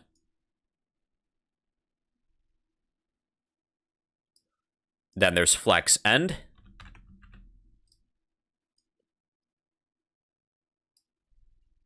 Center.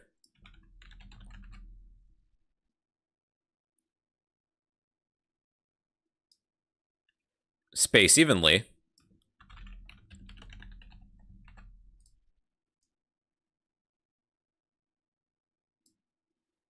Then space between.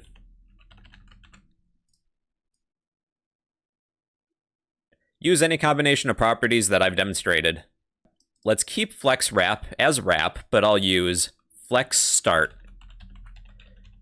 You can also add a gap between the rows and the columns between each of these elements. Let's set a column gap, column-gap, to be 1 EM. That adds a gap between each of the columns. For the rows, that would be row gap. I'll set that to be 1 EM. You can also use pixels as well. So here's 2 EM and 3. Let's delete our gap properties. All right, let's also delete the extra 4 boxes that we have. We're also going to get rid of the flex wrap property, as well as align content. There's also the align self property that can be applied to single elements. So with box 1, I will set align self to be start. That's the default. This element will be aligned at the top of our container. If I were to change align self to be center, this single element is aligned in the center of my container, on the cross axis.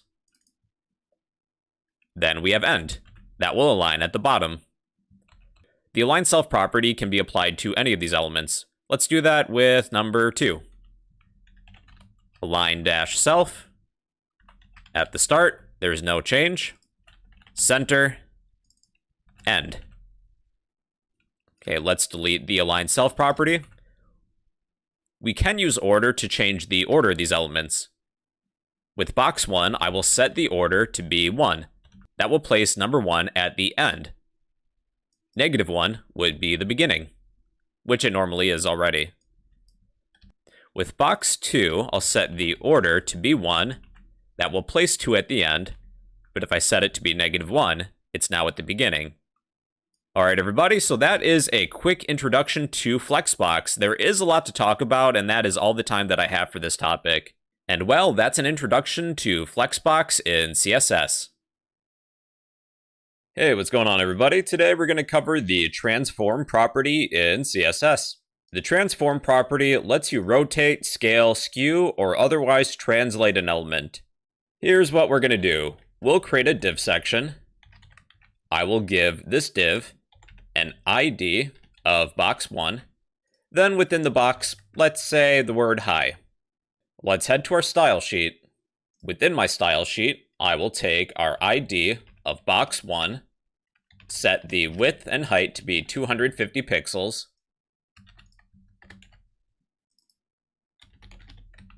Then I will give this div section a border of 5 pixels solid. Let's increase the font size. 13 EM is fine. Then text, align, center. Hey, let's change the background color too while we're at it. I'll pick a greenish color. That's pretty good. I'm also going to remove some of the margin around the body of our document.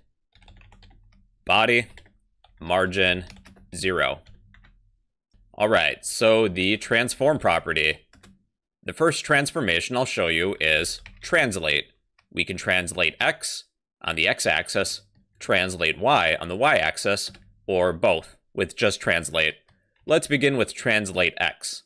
So after translate x, add a set of parentheses. Whatever value you place within the set of parentheses, we will translate this element on the x-axis. If I were to set translate x to be 50 pixels, this element will move to the right by 50 pixels. That's 100, 200. Negative numbers will move the element to the left. Percentages are fine too. If I set translate x to be 100%, this element will translate to the right by 100% the width of this element. With a negative percentage, that will translate the element to the left. It could effectively hide that element. Then with negative 50%, we should see just half of this element. A lot of these transformations can be done in pixels or percentages. There's also translate y for the y-axis. If I were to translate by 50 pixels on the y-axis, that moves the element down. Negative 50 would move the element up. By 100%, we will move this element down by 100% the height of the element. Then negative 100% will effectively hide the element. You can combine both of them too with just translate, but you need two values. The translation on the x-axis, then the y-axis. If I set the first number to be 50, well, 50 pixels, that's an x translation. The second value is a y translation. Now we're moving the element to the right and down. Negative values will move the element to the left and then up. Those are translations for the transform property. Then we have rotations. We can rotate on the x-axis. Within rotate x, we set a number of degrees. If I were to set rotate x to be 45 degrees, we begin rotating on the x-axis. That's 45. This is 90. You can't even see it. 135. With 180, it should be kind of upside down. That is an x rotation. Then we have y. Rotate y. We'll start with 45 degrees. That's 45. 90. You can't even see it anymore. 135. 180. Then lastly, we have z rotation. That's 45. This is 90. 135. 180. Those are different rotations. There's scale. We can scale x or scale y.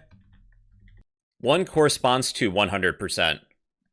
1.1 is 110%. If I were to set scale x to be 2, we're scaling this element on the x-axis by 200%. 3 would be 300%. Any value below 1 would, in a way, compress it on the x-axis. And here is 0.25. We also have scale y. Scale y set to 2 would scale this element on the y-axis by 200%. That's 300. Here's 0.5. And here's 0.25. You can combine both x and y too, with just scale, but you need two values. So by default, it's 1, 1 for 100%. Let's scale on the x-axis and the y-axis by 200%. And here's 300. That is scale. Then we have skew, skew x or skew y. If I were to set skew x to be 45 degrees, we are skewing this element on the x-axis. Here's 90, 135, and 180. The same applies for y. Here's 45, 90, 135, 180. You could combine them both with just skew. Then again, you need 2 values following that same pattern. You can apply more than one transformation at a time. Let's begin with translate x by 100%, and then we will rotate on the z-axis by 90 degrees. Let's add a scale as well. I'll shrink this image by 50%. So yes, you can apply more than one transformation at a time. These transformations can also be applied to a class. Let's create 2 additional boxes. Box 1, box 2, box 3. I'll give each of these elements a class of box. I'll remove this transformation. I will select the box class, take all of these properties, cut them besides the background color, then paste them within the box class. Then let's color in our 2 other boxes. Box 1, box 2, box 3. I'll make box 2 red. Box 3 will be blue. Alright, let's apply some transformations to the class now. I will set the transform property. Let's translate on the x-axis. Translate x by 100 pixels. Then let's rotate on the z-axis by 45 degrees. Then I will shrink these with scale set to 0.5. You also could apply these transformations to images. I just so happen to have a picture of Shrek in my computer. I think everybody should have at least one, right? That image is saved within my website folder. Let's delete these boxes, then include that image. Image source equals the relative file path of the image. Alright. Let's take our image. I will apply the transform property. Let's translate our image on the x-axis by 100%. Then let's rotate Shrek on the z-axis by 180 degrees. Let's scale Shrek on the x-axis by 200%. Scale x 2. Alright, I don't know what the point of that was, but I thought it would be a fun exercise. Alright everybody, so those are transformations. It's a CSS property that lets you rotate, scale, skew, or otherwise translate an element. And those are a few basic CSS transformations. Hey, what's going on everybody? Today we're going to create some animations using CSS. Alright, let's get started everybody. We will create a div element with an ID of box. Then within this box, let's say the word hi. Let's go to our style sheet. Let's select our ID of box. I will set the width to be 250 pixels, the height to be 250 pixels. I'll change the background color. Let's pick something red. Let's change the font size. 13 EM is fine. Then text, align, center. To use an animation, we first need to create an animation using a keyframe rule. That can be done with typing @keyframes, then a unique animation name. Let's create an animation to slide this element from the right to the left. The name will be slide left. Then add a set of curly braces. Within our keyframe, there's a few possible values. You have to, from, or a percent, such as 0, 50, 100, really any number. We'll begin with a left translation. For our element to end up in its resting position, we will use from, then add a set of curly braces, just like we're adding CSS properties. Within our keyframe of from, we will set the transform property to be an X translation. Translate X, parentheses. This can be an amount or a percent. Let's begin with 100 pixels. So now I need to set the animation name property within our box. Animation name will be slide left. But when I refresh everything, nothing appears to happen. That's because we need to set the animation duration property. Animation duration. How long will this animation take to complete? Let's start with 1 second. That's 1s. There's our slide animation. Feel free to adjust this value. If I set this to be 2 seconds, it's slightly slower. Let's change translate x to a different value, like 100%. This element is translating on the x-axis by 100% the width of the element. If I were to set this to a larger number, like 300, it's going to appear off-screen in my example, then slide into place. But that also depends on how far you're zoomed in or zoomed out, and the width of your web browser. Let's create an animation to slide right. Let's copy our keyframe rule, rename slide left as slide right. We'll use the value of 2. We'll begin in our original position. We're setting this animation to end up in this position, with our element translated to the right by 300%. Let's change the animation to slide right, and now we slide to the right.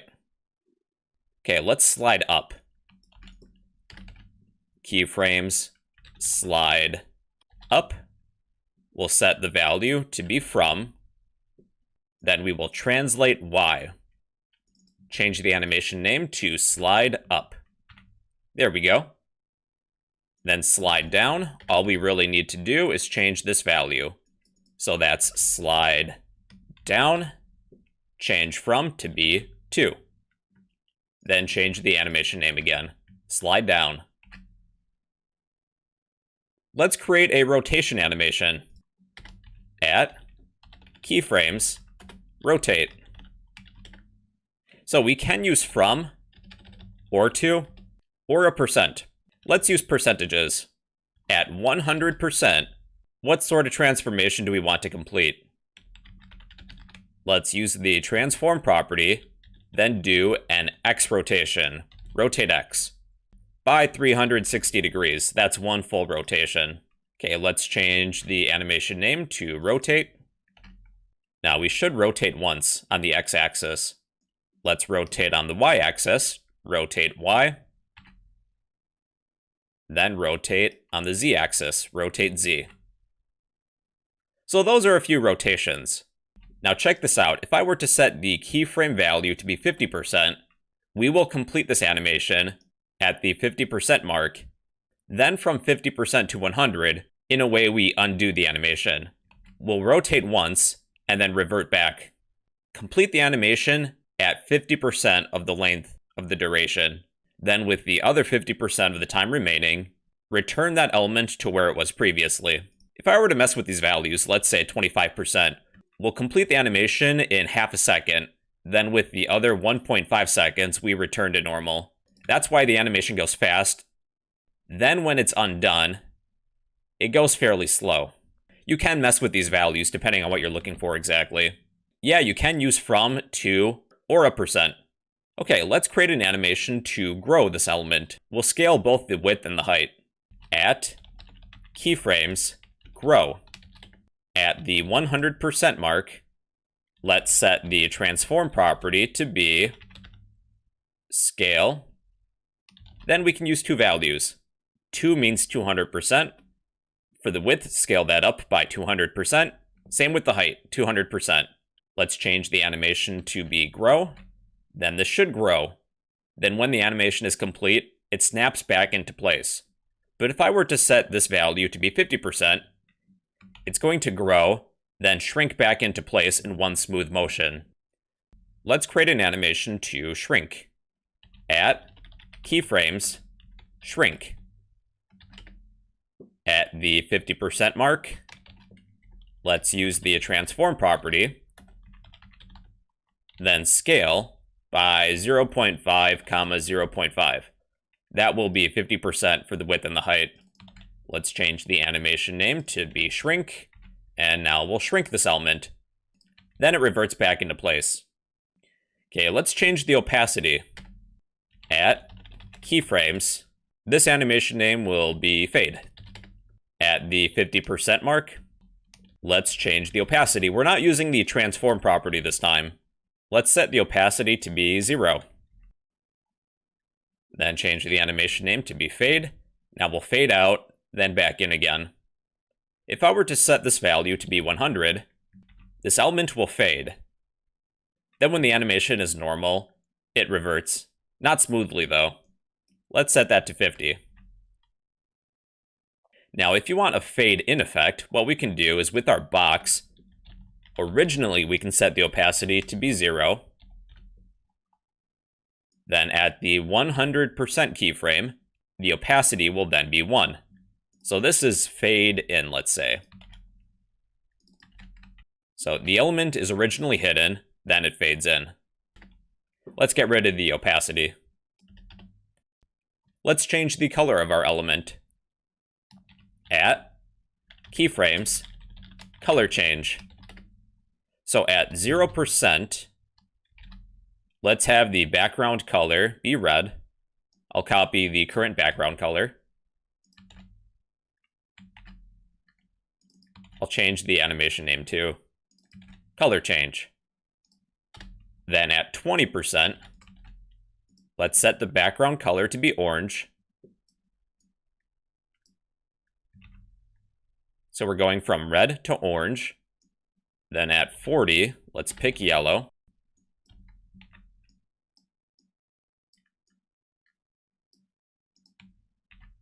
$60 will be green.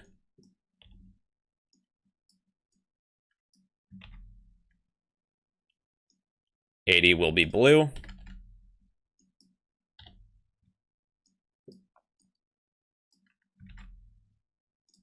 Then 100 will be purple.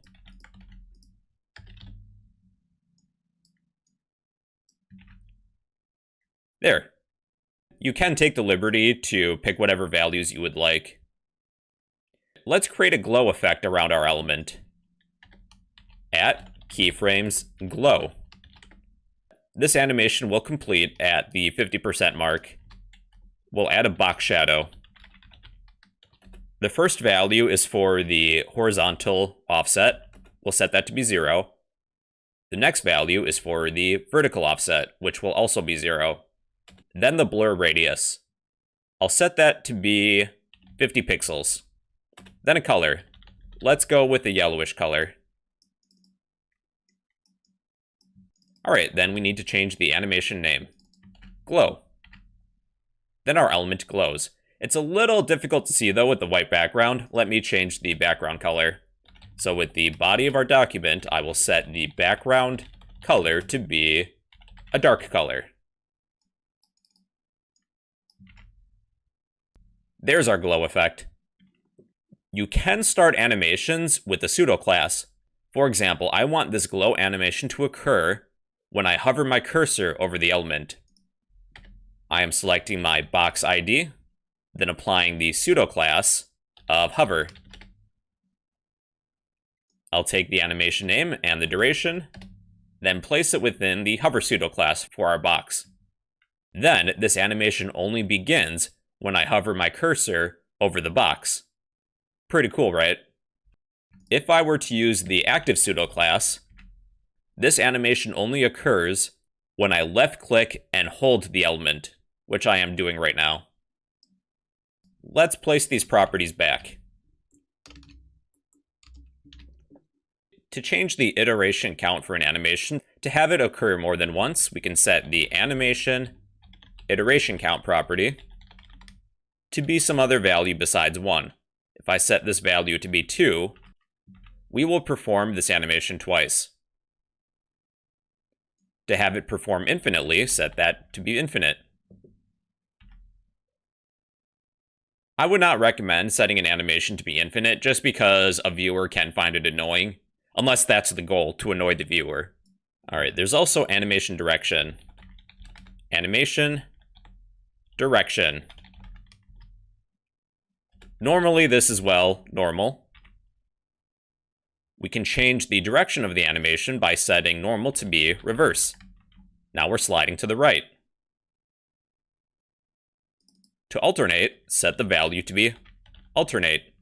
We're sliding left, then sliding right, then sliding left again.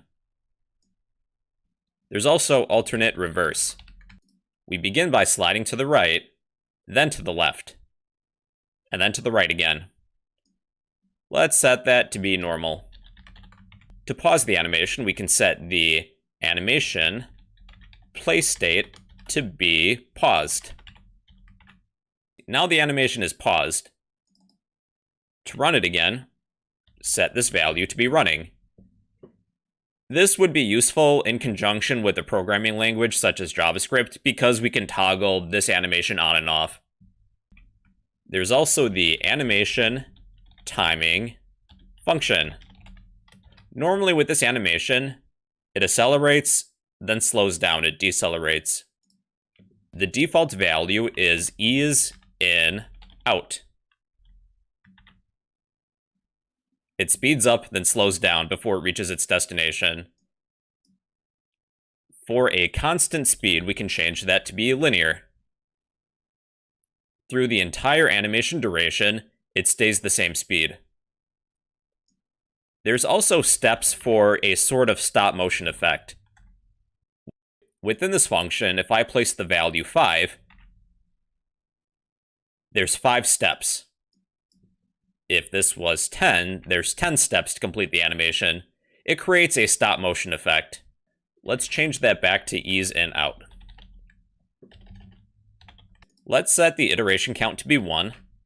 The next timing function is for cubic Bezier. Let's right-click on our box, inspect, underneath our Styles tab, look for animation timing function. If we were to click on this purple box, we can change the timing function. Currently it's ease in out. And there's a little sample animation at the top. This is fast out linear in, ease out, or by dragging and dropping this line, we can make something custom. Like, I don't know what this does. To use this animation, copy this line of text for cubic Bezier, replace the animation timing function with that line of text. So now we have that custom animation. I don't really know what to name this animation. Let's name it the electric slide. For a final exercise, let's apply an animation to an image. I just so happen to have an image of Shrek. Let's have Shrek perform our electric slide animation. Let's replace our box with an image element. Set the source to equal the relative file path. So Shrek is right next to my index file, shrek.png. Let's copy all of these animation properties, cut them. We'll select our image, then paste those animation properties. Now Shrek will perform that electric slide animation. Pretty cool, right? All right, everybody, that is an introduction to animations using CSS.